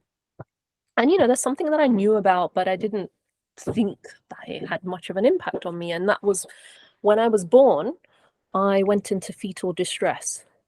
And I only found that out probably like in my early 20s. I was looking through some things, and all my mum had told me is that when you were born, you were sick, and so I had to have a cesarean. Like that I always knew. And I used to say to my mum, like, well, there was something wrong with me. Like, didn't you find out? She's like, I was too scared to find out. Like, there's just something wrong with you. And recently, having done that course, I realized that, so this is the experience. I was born, I couldn't breathe. That means you're starved of oxygen. And then, you know, they would have cut me open. And then I spent the first week of my life in an incubator. So I'm not sure exact timing. And, you know, my parents weren't allowed to hold me, touch me. And I was saying to my mum, like, so what? I got put in a plastic box on my own. And I was like, Mum, were there other babies there? She was like, no, there weren't any other babies. You were on your own. And I was thinking, okay, I have touch cognition. I have the left loss of separation. And I have there's two feelings, like something else happened recently, and this thing got triggered, maybe because I just learnt about it. And I had this feeling like in my chest, like just this fear there. And it wasn't a thought, it wasn't some memory, it was like literally like just this physical feeling. And I realized that that's always been there for me. And then that feeling of being on my own. Because I literally was on my own, right? In the plastic box on my own. And then those things have all often been there. Like, you know, there are times where I've had loads of friends and loads of people around me, and, you know, I've grew up with relatives and all sorts of people, so you'd hardly say I was on my own, but that feeling of being on my own and being very scared. And this is where I bring it back to, you know, what I was saying earlier about there's a lot of understanding with the mind. There's a lot of, so for me, I would think, oh, yeah, well, then this stuff happened to me when I was young, and that's what that must have been. And then it was just always this fear there for quite a long time. And then it gone down, you know, when I started doing sort of more physical things, it calmed down. And yeah, like I think that had a huge impact on me. It's stopped, you know, that thing about you say always hesitating, that always like that, it's like a physical manifestation of it. That almost like fear of I won't get enough oxygen, I won't get enough air in. And you know, it's a physical thing. It's not a mental thing. I didn't have mental understanding at that age, but there would have been an imprint. There would have been an imprint on my nervous system, and it, you know, it would, you know, would have been there. So yeah, like I feel like I've been, like, definitely the last sort of year and a half, I've been learning a lot about these sorts of trauma type things. And what's very new for me is I've started talking about it. So I talked to my mom and my brother, and I ended up telling my brother didn't know any of this, my younger brother, and he was saying, oh, I didn't know that. And I was like, I was actually crying. I was very upset, which is unusual for me. Probably a month or so ago, and I was saying, my God, I've always been so scared, and I was just crying, and I just had this fear of like having to do things, having no idea how to do them, but like doing them anyway. And just like being on my own, like having to figure it all out by myself.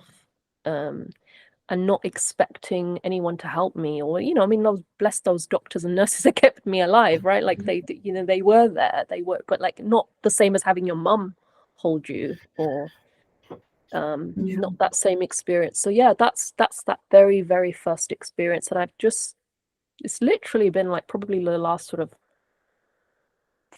5-6 weeks that I've just been letting myself integrate that. And probably why I'd even agreed to come and talk on a podcast, but if you would have asked me before, probably be like, no, I don't like the sound of that. God knows who's going to listen to it. God knows what they're going to pick some little thing that I say, take it all out of context and go, oh, Asifa's on this thing, or oh, she's really boring, or whatever I would have been frightened of. And I've noticed a lot more willingness to firstly be vulnerable, be myself, be kinder to myself, and just I can't remember what it was that got me through that I felt a real shaking up of my system when I first discovered it. I can't remember the thing. It was just this feeling of like, I'm gonna be okay, and then this is the other side of all of this. You talk about the strength and the resilience. Like, I first realized this after I had that surgery, and I was talking to a friend of mine. I said, you know what I realized? I said, I realized I'm really strong. And he goes, I could have told you that. And I was thinking, no, but I really got that for myself. I really got that for myself. And there are people that probably don't think of me in that way. There are people that probably look at me and think, she's not strong. But yeah, I am. And the thing about that is, I know I can, like I said, I can endure. I will endure. I'm not worried about what's going to come, because I know I have dealt with really tough things, and I know that I can,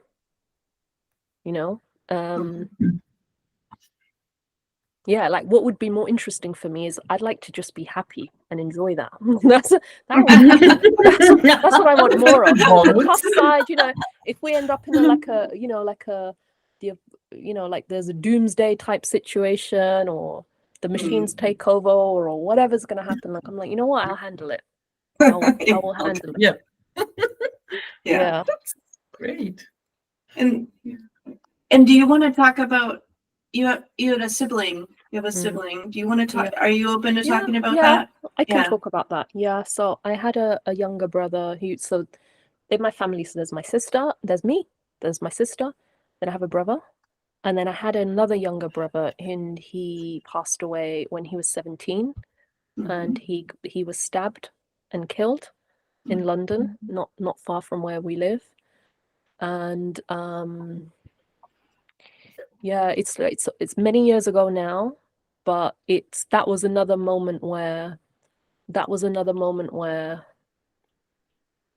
walked into the house one way, like in quite a happy mood, actually, with my mom. Like, walked in, nice summer's day, really happy mood, and I heard from my other brother that the police had been around and they found a body, and that it was my younger brother. And that was probably the first time in my life where hope went out of the window. And it was like everything else, it's like you can hope and you can pray and you can feel like it will get better or it will turn out okay. And this is like, no, it's already not all right. It's never going to be all right. And I just had this feeling of like everything turned upside down, everything. And it became like stuff you heard about on the news, or stuff you saw happening to other people, and it was happening to you. And it just, that the shock of it, now, I would say even now, all these years later, that just the shock of it, that it's really real, is yeah, there's some part of me that still finds that like hard to fully digest. And yes, definitely something like that, like, it's just the biggest shock of my life ever. And he was the youngest member of our family, and yeah, he got stabbed and killed. There's been, I don't know if you're familiar, in London, there's been lots of stabbings. I've heard of lots of people that's happened to, and sadly that was happened to our family. And yeah, it feels very, very surreal. You know, there's been it's been so many years. Actually, last year, he came up for me a lot. I was dreaming about him a lot. I was, I'm not sure exactly why that was, but yeah, definitely last year there was a lot of, like, he was just very, very much in my thoughts, very much in my dreams. And, yeah, I don't know what to say about that other than it's one of those things where it changes you. And the other side of it is, I think, you know, I mentioned I lost a friend who passed away like 3 weeks ago today. There's been a lot of death, a lot of grief. And the thing about dealing with things like that and dealing with trauma is it makes you very good at being empathetic when other people are going through it. So, you know, like one of my friends lost her mum and she was like, yeah, but you know, and people were saying, you know, people say insensitive things and they say stupid things and they don't know what to say. Yeah, it's just one of those things where it just utterly changed me, utterly changed my family. And yeah, it's just that feeling of like life will never ever be the same again. And you know, like I was saying to somebody, I talked about it recently with somebody and somebody was saying, oh my God, I'm so sorry. I said, yeah, but if you met me now, you wouldn't know that. You wouldn't, like, if I didn't tell you about that, you wouldn't look at me and think, oh yeah, she's walking around with this terrible thing. And you know, for some people they are. And when my brother died, I was working at this personal development company. I was very involved there. How old were you? I was 25. Mm-hmm. 17, I was 25. And you know, he was my youngest brother, so there was a bit of an age gap between us. So there's a lot of like protectiveness I felt towards him, you know, like, you know, because there's enough, like my sister, she's only a couple of years younger than me, like we're like practically the same age. But like with my little brother, you know, like I helped looked after him when he was a baby, and like, you know, there's a lot of fun character, you know, like my siblings, my brother and my sister were all fifth lines, right? My little brother wasn't. I've looked his chart up and he was a 1-3 apparently, but like both me and my sister are 5-1s. My other brother, he's a 3-5. So I'm like, I was saying to my mum, because I tell her a little bit about human design, and she was like, I was like, Mum, all your children are fifth lines. All your children are fifth lines. I was like, that means that everybody expects things from us all the time, you know, and they want us to fix things. And yeah, I don't really know what else to say about my brother other than that happened, and it profoundly changed me, you know. And I think, yeah, in a weird way, it brought my family closer together, because we'd all been through this thing. I think that we probably feel the loss a lot when it's a happy occasion. And it's like never talked about, but last year for the first time I noticed, like, we celebrate Eid. And last year, like the Eid following Ramadan, I remember being very, very upset and not wanting to get dressed and not wanting to do things. And I always had this thing like, in my family, why don't we celebrate things? Why don't we do that? Like, what's the matter with us? And I'm like, of course, because this terrible thing happened. You don't, like, even if it's easy to get through, like, it's easy to get on with day-to-day life and, you know, to keep going, and that part's easy. You can do that, right? You have to go to work, you have to cook food, you have to, you know, so you do all those things. But just being happy, just having a party, like I never made that connection till last year about my brother dying and the fact that we don't really celebrate in our family. Like, I don't know if it's just that, but it's definitely, you know, like there's always someone missing, right? There's always someone not there. So yeah, I don't really know what else to say about that other than, yeah, it's like just, it's hard to get it even now. Yeah. I just wanted to point out that there's the symbolism in your chart with both the beginning of your life and how you lost your brother.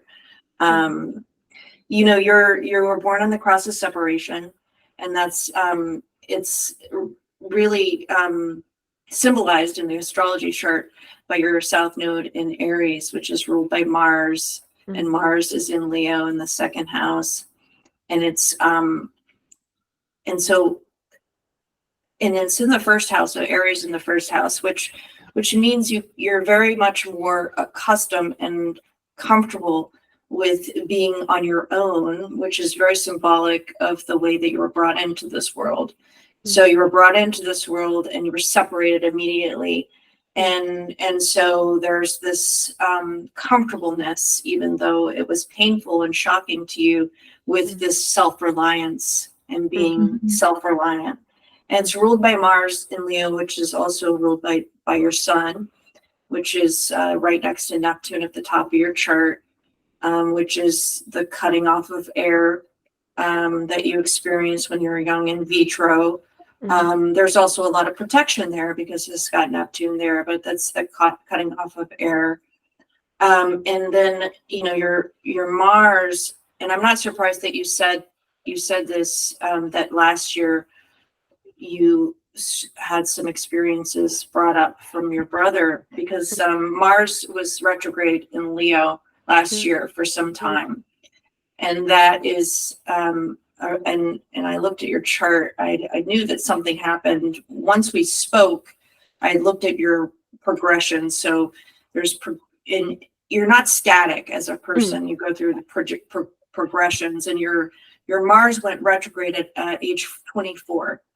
And so it was right before you had the loss of your brother, and it's the ruler of your south node. So there is a redoing of an understanding of what it means to be separate and to be separated, and feeling of separating and being self-reliant. And it's square Uranus. You said you started to study trauma, and Uranus in the 8th house is the place where it shakes us up, and it's quite a frenetic energy. It's ruled by Scorpio. It's in the 8th house, and it's square Mars. So there is that trauma that happened within you. But it's not something that you really intellectually understand. It wasn't until you started to come into your body, and that's when you started studying this trauma, which has brought up all of these things in your life, this understanding where you're going towards your purpose. And your north node which is where we start heading toward. It's not something we're comfortable with. It's where we start heading toward after Uranus opposition. And what I wanted to point out about the North Node with Pluto there, Pluto is a planet of very intense energy of transformation. So in your life, you are transformed by other people and relationships.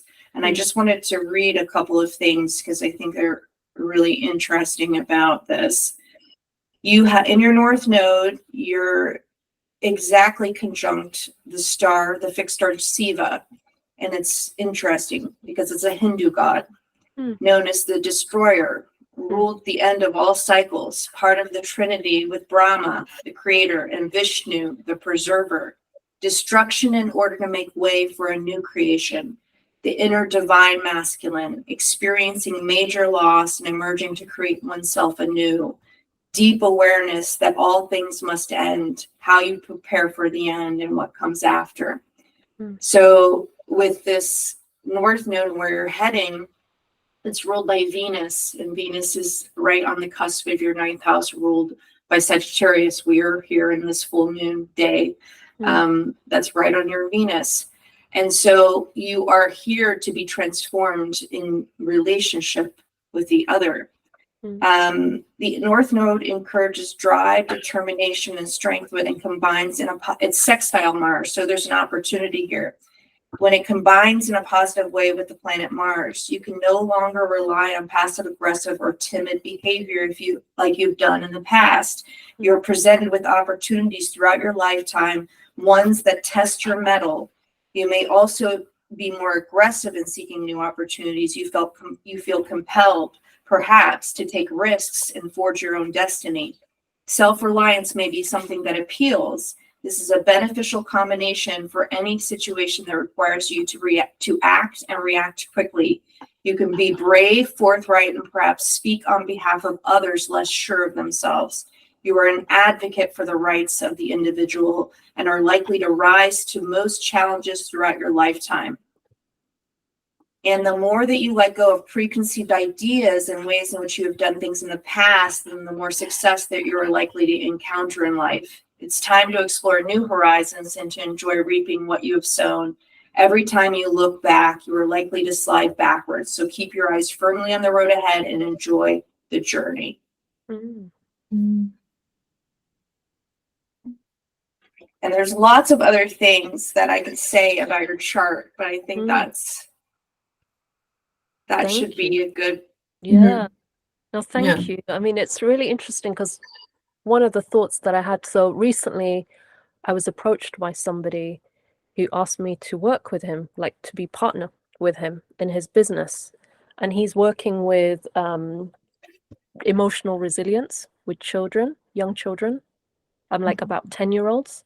And like having just finished this trauma course and just like having gone through all the things that I've gone through, there was this thought I had, I think it was after I spoke to you both last week, which just made me think, you know what, maybe that's why I had to go through all that. Because if I hadn't have gone through that, I wouldn't have had the interest. Why would I have had the interest? Do you know, like maybe even that study of psychology was like something happened. I wanted to figure out why are they being like that? What's going on with that person? Like, what would make them do that? You know, that's the trigger that made me want to follow that. You know, if everything was happy and lovely, like I would probably just be enjoying myself, you know? And it made me, you know, like what you were saying about speaking for those people, like there's a lot of issues coming up now, you know, like my brother works with young children, a lot of children having mental health issues, a lot of things, you know, like this is an area, like you're hearing about people, they're under 10 and they have anxiety disorders and all sorts of things, you know, at that young an age, they're worried about things going on in the world, they're worried about the climate, they're worried about all sorts of things. And, you know, I am interested in giving away that resilience, you know, giving away, like making people strong. Because I think that, you know what I was talking about, things that are going on in the world, it's like you can't control that. You can't control that.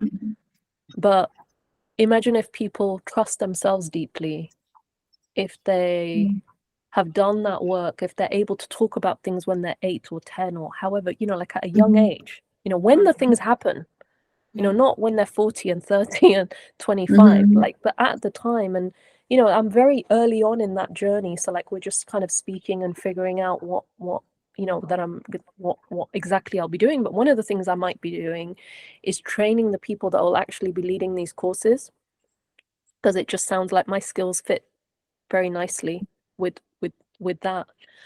And so I like what you said about the speaking for the people that can't speak for themselves. And so it could be children, it could be, but like I do feel something, like, because when I did that trauma course and whatever, it's mostly for myself, but also then thinking like, hang on, if somebody comes to me and they've got these sorts of issues, even if I'm not directly addressing them, I want to be aware of them, because I feel like there's too much of that coaching or whatever, and like people basically stir up things up for people and then leave them, you know, with all this stuff stirred up and with nowhere to go. And even if I'm not the person that fixes the thing or deals with the situation, at least I can have some awareness, like, hang on a minute, this person's acting a bit like they're acting out or they're being very aggressive. Maybe there's something going on there, you know? And just having some kind of awareness of it, I think, frankly, I think if you're going to be working with people, you should have some kind of training in that. Anybody, if you're a coach, if you're doing, there's just too much, you know, like even people doing like kind of facilitated stuff, even like the dance stuff I was doing, stuff was coming up for people. And funnily enough, I remember somebody came to me to talk about something they were really triggered by. And I was like, well, you should let the teacher know. And the teacher didn't just told them they're going to have to kind of basically toughen up, because they're going to have to deal with stuff like that in real life. And I was just thinking, yeah, no, this is not, That's not the this way is it not should okay. be Yeah, done, yeah. but that happens because people It's don't important. know how to help. I mean, how do you help somebody that's been abused or raped or, you know, had horrible experience? You can't necessarily deal with that, especially not within the parameters of what you might be doing for an hour and a half together. Yeah. So, but you know, I think I mentioned to you both that, like, I think this is going to be a big growth area, because for me, I also find this with human design as well. Like, it makes me have a lot more compassion with for people when people are doing things that I find really puzzling. Because I say to myself, you know what, probably makes sense to them. Like, that's probably what they need to do following their design. That's probably what and also now understanding about trauma, it's like a lot of times people are acting out their trauma. We all are. Yeah. Even the stuff that looks nice and polished and you're very understanding or whatever. Yeah, it's all in response. It's all learnt somewhere. It's all practiced because you needed to do that to survive. And now you keep doing it, whether it works or not. So I think this is going to be a big area. And yeah, I don't know quite what's going to happen with the work, but it just fit so well with what you shared, Suzanne. So thank you. And I haven't really ever had anybody look at my astrology chart before, so that's all very interesting for me. Thank you. Yeah. Well, you've got a lot of power. I would say a very powerful person. And that has been influenced, of course, by your trauma and how you've had to integrate.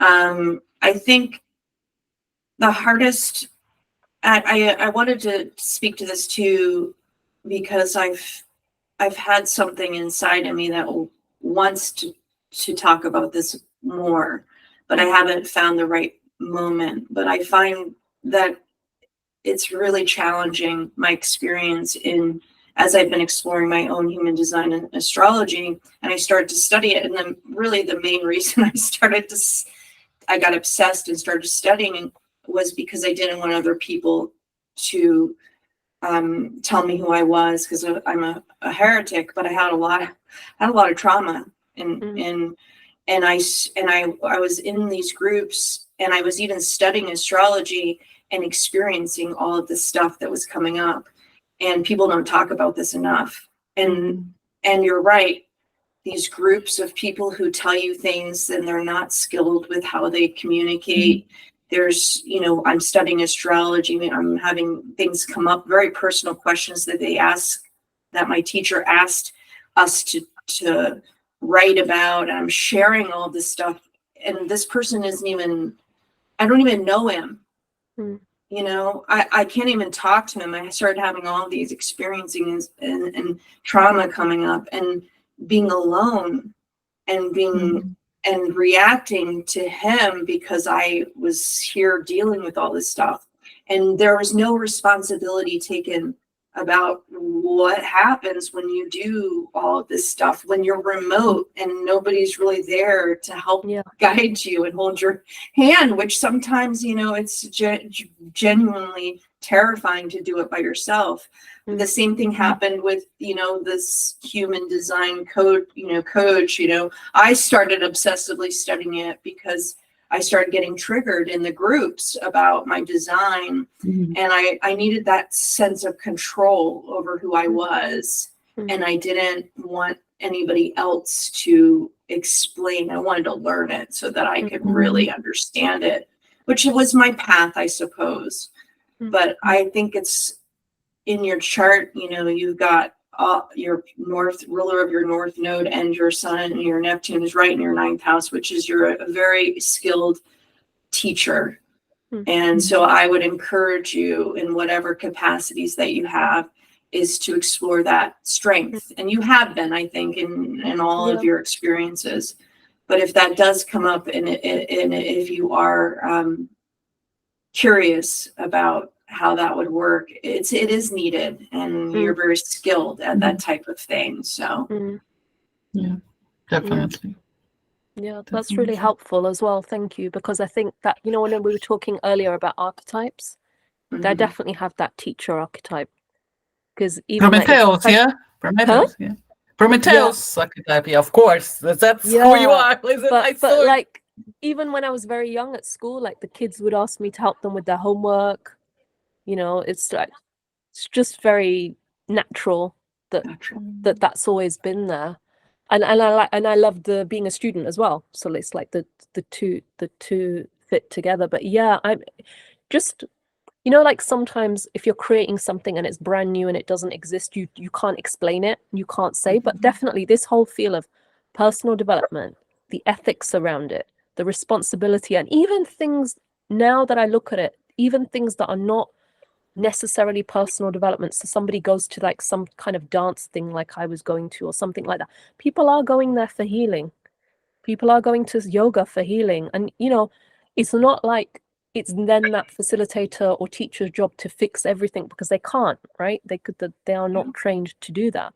But just that awareness. And I can see like some people have that kind of awareness just because of the human being they are. They just have it, or they've developed it.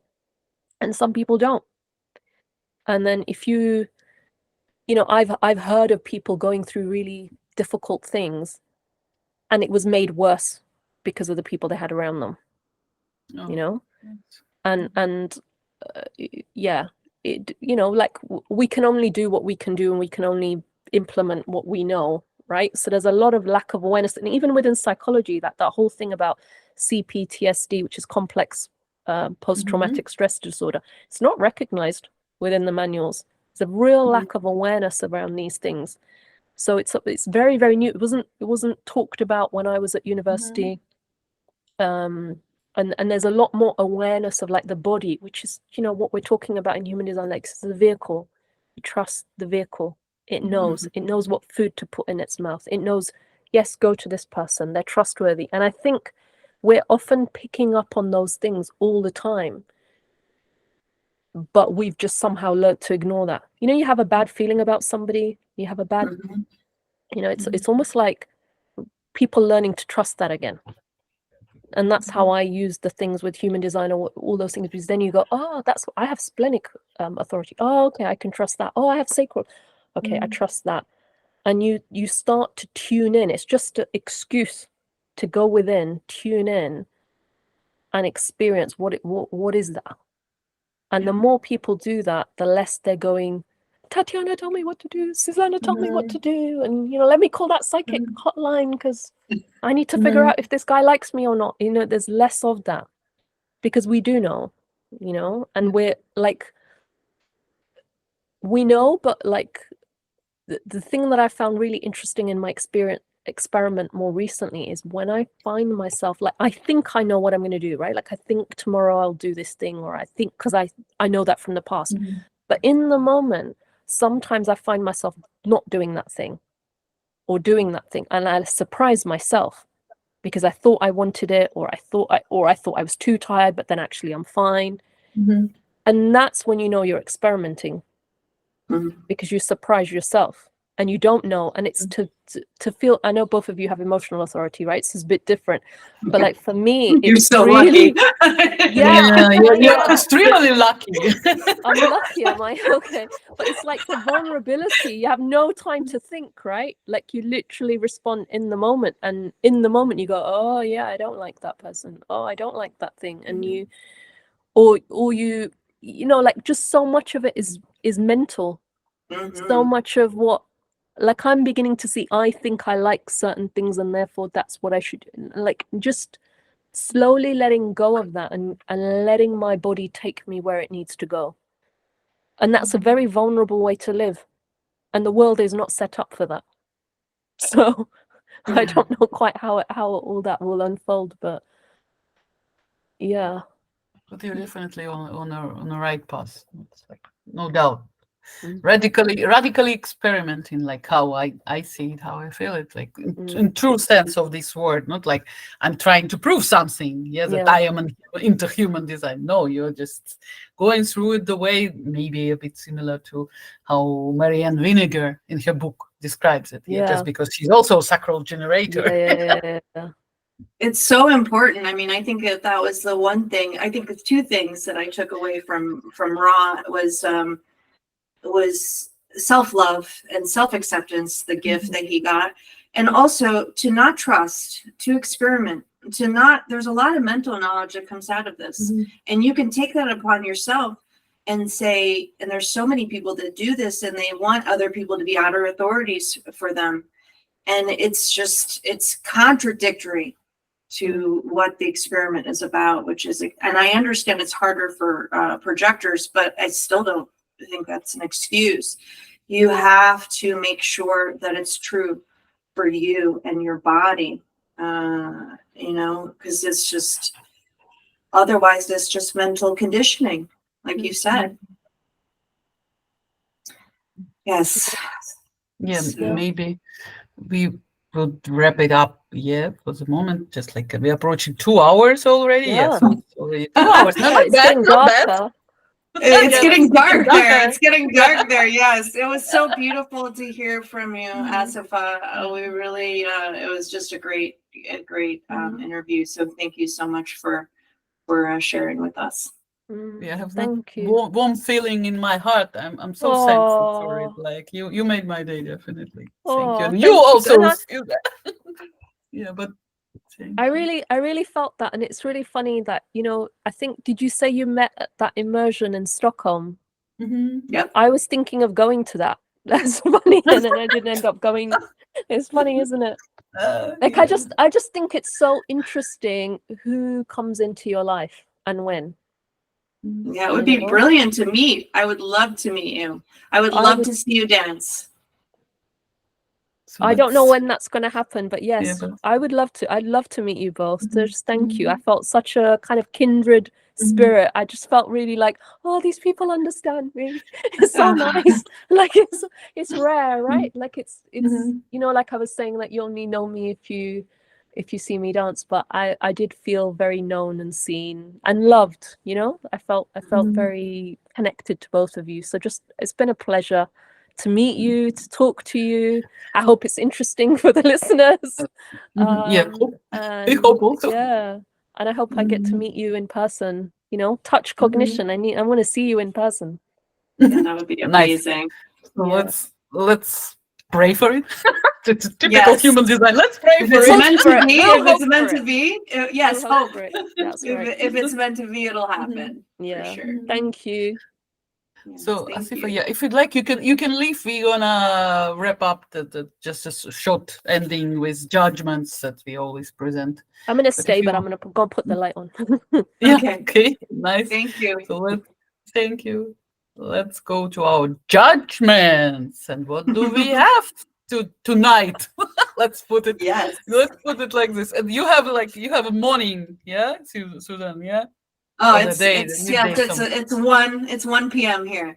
Okay, so you're the privileged one, and in the darkness we proceed to topics of our judgment. And here I would do it in short way, because the most important thing, the outcome of video of Mel Robbins, who I actually respect, and time to time I visit her YouTube channel and see some short or longer videos. And this time she invited, it was a piece of her podcast with Tal Ben-Shahar, and he's doing a positive psychology, and he also studied philosophy, which is like, I felt something that it's definitely some interesting person from the first second of this podcast. But the main thing that he presented, talked a lot about post-traumatic stress disorder. And this theme is more or less complex post-traumatic stress disorder. It's not that it's trending at the moment, and I see a lot of information on YouTube about it. But so we are always ready to talk about difficulties that trauma brings us, and the complications in our lives that we become, and the little patterns that stay with us the whole life. But there is also a concept of post-traumatic growth. And as he mentioned, there are some studies that you can improve your life quality after you receive this information, that there is also a growth possible after your trauma. It is also there is also another way to go out from it. And I found it really useful for myself, just because I'm switching from this Selbstmitleid. I started to think in German, yeah. So to this approach to myself, like I experienced so much emotional trauma as a kid, and then so that and that and that. It's important to recognize it. But if I can approach it also from the other side, the growth that it brought to me and it still brings in my life, then it definitely could help me to proceed. And even the most difficult maybe time in my life. Because of a lot of changes inside and outside. Yeah, so I suppose somebody could use it also, this term, post-traumatic growth. Just these 3 words could be useful. That's it from my side. Now we're switching to some more interesting things. Okay. Yes, that is a very good point. I think the growth part that we definitely, the framing of trauma and how we grow from that. Although we all wish that we didn't have to deal with it. I've been studying, I'm very much getting into astrology more than human design. I actually don't think I'm less into human design. It's just that I've been on a more formal path toward astrology and decided to get certified. And one of the things to get certified is you have to understand how to draw the astrology chart by hand. Which is an ancient art, and you're like, well, why do I need to do that? Computers will do that for me.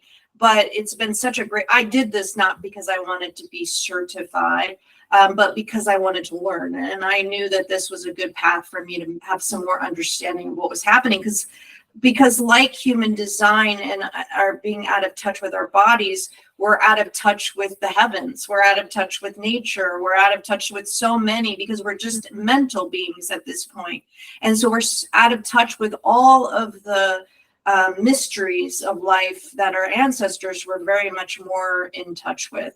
And it puts you into, and I actually need to go out and really explore the skies even more than just learning how to do this by hand. It's because I'm not really living in the experiential version of what the heavens do. And that's what our ancestors were so much more in touch with, the movements and the cycles of the universe. And so in this process, and we'll probably have to, if we wanted to explore this a little bit more, we probably should, but I made this discovery, I had this aha moment, because in it, they talk about the equatorial ascendant, which basically is, so we've got how you actually come up with the paths of the earth and the planets and the movement of the cycles. There's all of these, they call them the great circles. And they're basically projections of the movement, like this is the ecliptic, this is the movement of the sun around the earth, but the earth is rotating. And so you've got all of these ways that people are trying to understand the movements of planets and the movements of the earths in relation to each other. And this is very much more centered in astronomy and how we've, built our navigational systems. There's so much to this that frankly I'm still learning, but this is kind of an illustration of all of the circles that we use to define certain paths and locations of things. And one of the things is this what they call the equatorial ascendant, which is basically if you were born at without the longitude and the latitude. So if you were born on the 0 degree, it's the equatorial ascendant is the point where the polar axis or the great circle intersects the ecliptic in the east. The polar axis passes through the north and south celestial poles. It is informed by the intersection of the celestial horizon, the celestial equator, the ecliptic in the east. It is the rising degree of the ascendant if the location of the birth were on the equator, so 0 degrees.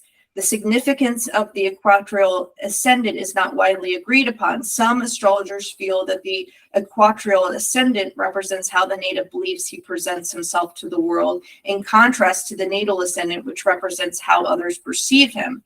And so it would probably be better if I could actually have some kind of pointer system in this so I could point all of these things out to you, because it's a little bit confusing to understand.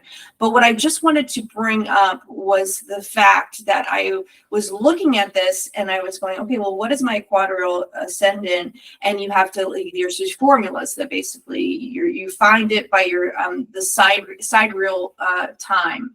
And you do this to find out your ascendant and all of that, planets and movements in your chart. But the sidereal time, you do calculations off of your latitude and longitude too. But this is just basically where your ascendant is based on this, being born at the equator. If you want to move to the next slide. Mm-hmm. Of course. So, the equatorial ascendant, both Tatiana and I have a similar one because we were born in nearly the same time, a sidereal time. Your equatorial ascendant is 23 degrees, 48 minutes Scorpio, and mine is 22 degrees, 51 degrees Scorpio. And if you notice, the inner will is basically our design, or no, actually it's our,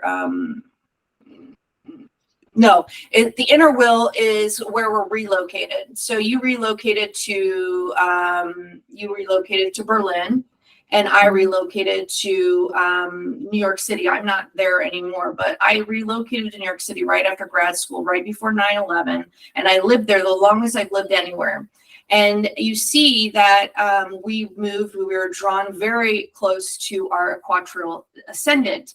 And if you notice on the outer will, that our equatorial ascendant is very much near our design sun. And it's basically, I looked at several people's design. Equatorial ascendant is very linked, very close to the design sun. And I thought, oh, well, this must have something to do with how the design sun was first discovered. I know that Ra heard from a voice, but it was just seemed very much aligned to that. I had tried to look and tried to figure this out based on Antiskaya, but it didn't quite work out. But this is everybody's design that I looked at. Oh, that's their design sun. And it's very interesting because it's basically where we come out of the earth. If we were born from the earth, this is what our sun would be. It's basically our origins of the crystal. That's how I'm starting to think about it right now. I haven't really integrated this information, but it was just a big aha moment to really understand, like, why were we drawn to these places and what does it mean for, what is our design sun telling us? And so I'm just starting to think about that, but that was the discovery that I made and how I can articulate it at this moment in time. Mm-hmm. But we hope to receive some more information as you develop your understanding, yeah? So yes. Hopefully you will get back to it. Yes. Again. So this is a teaser. I wasn't quite sure what I wanted to talk about for my judgments, but that was my big aha moment this week. That's nice. Yeah. Some more thanks to you, Asifa, for participating today. Like, it was a great pleasure to receive you as a guest on our podcast. It's like it did something to me, and I'm sure to Suzanne. Yeah, so it did something good to us all. Hopefully for you. Hopefully it was also. It was absolute pleasure talking to you both. Thank you. Yeah. So, and thank you everybody who survived until the end of this wonderful and extremely interesting conversation. Please come back to us. We're trying to do our best to make these things, to our podcast interesting for you. But we are also lucky to meet people like Asifa on our way doing it. Yeah. So good night or good day for everybody around the world who has watched it until the end. Yeah. Bye. All right. Bye. And survive. everybody. And survive. Yeah. Bye. Bye. Mhm.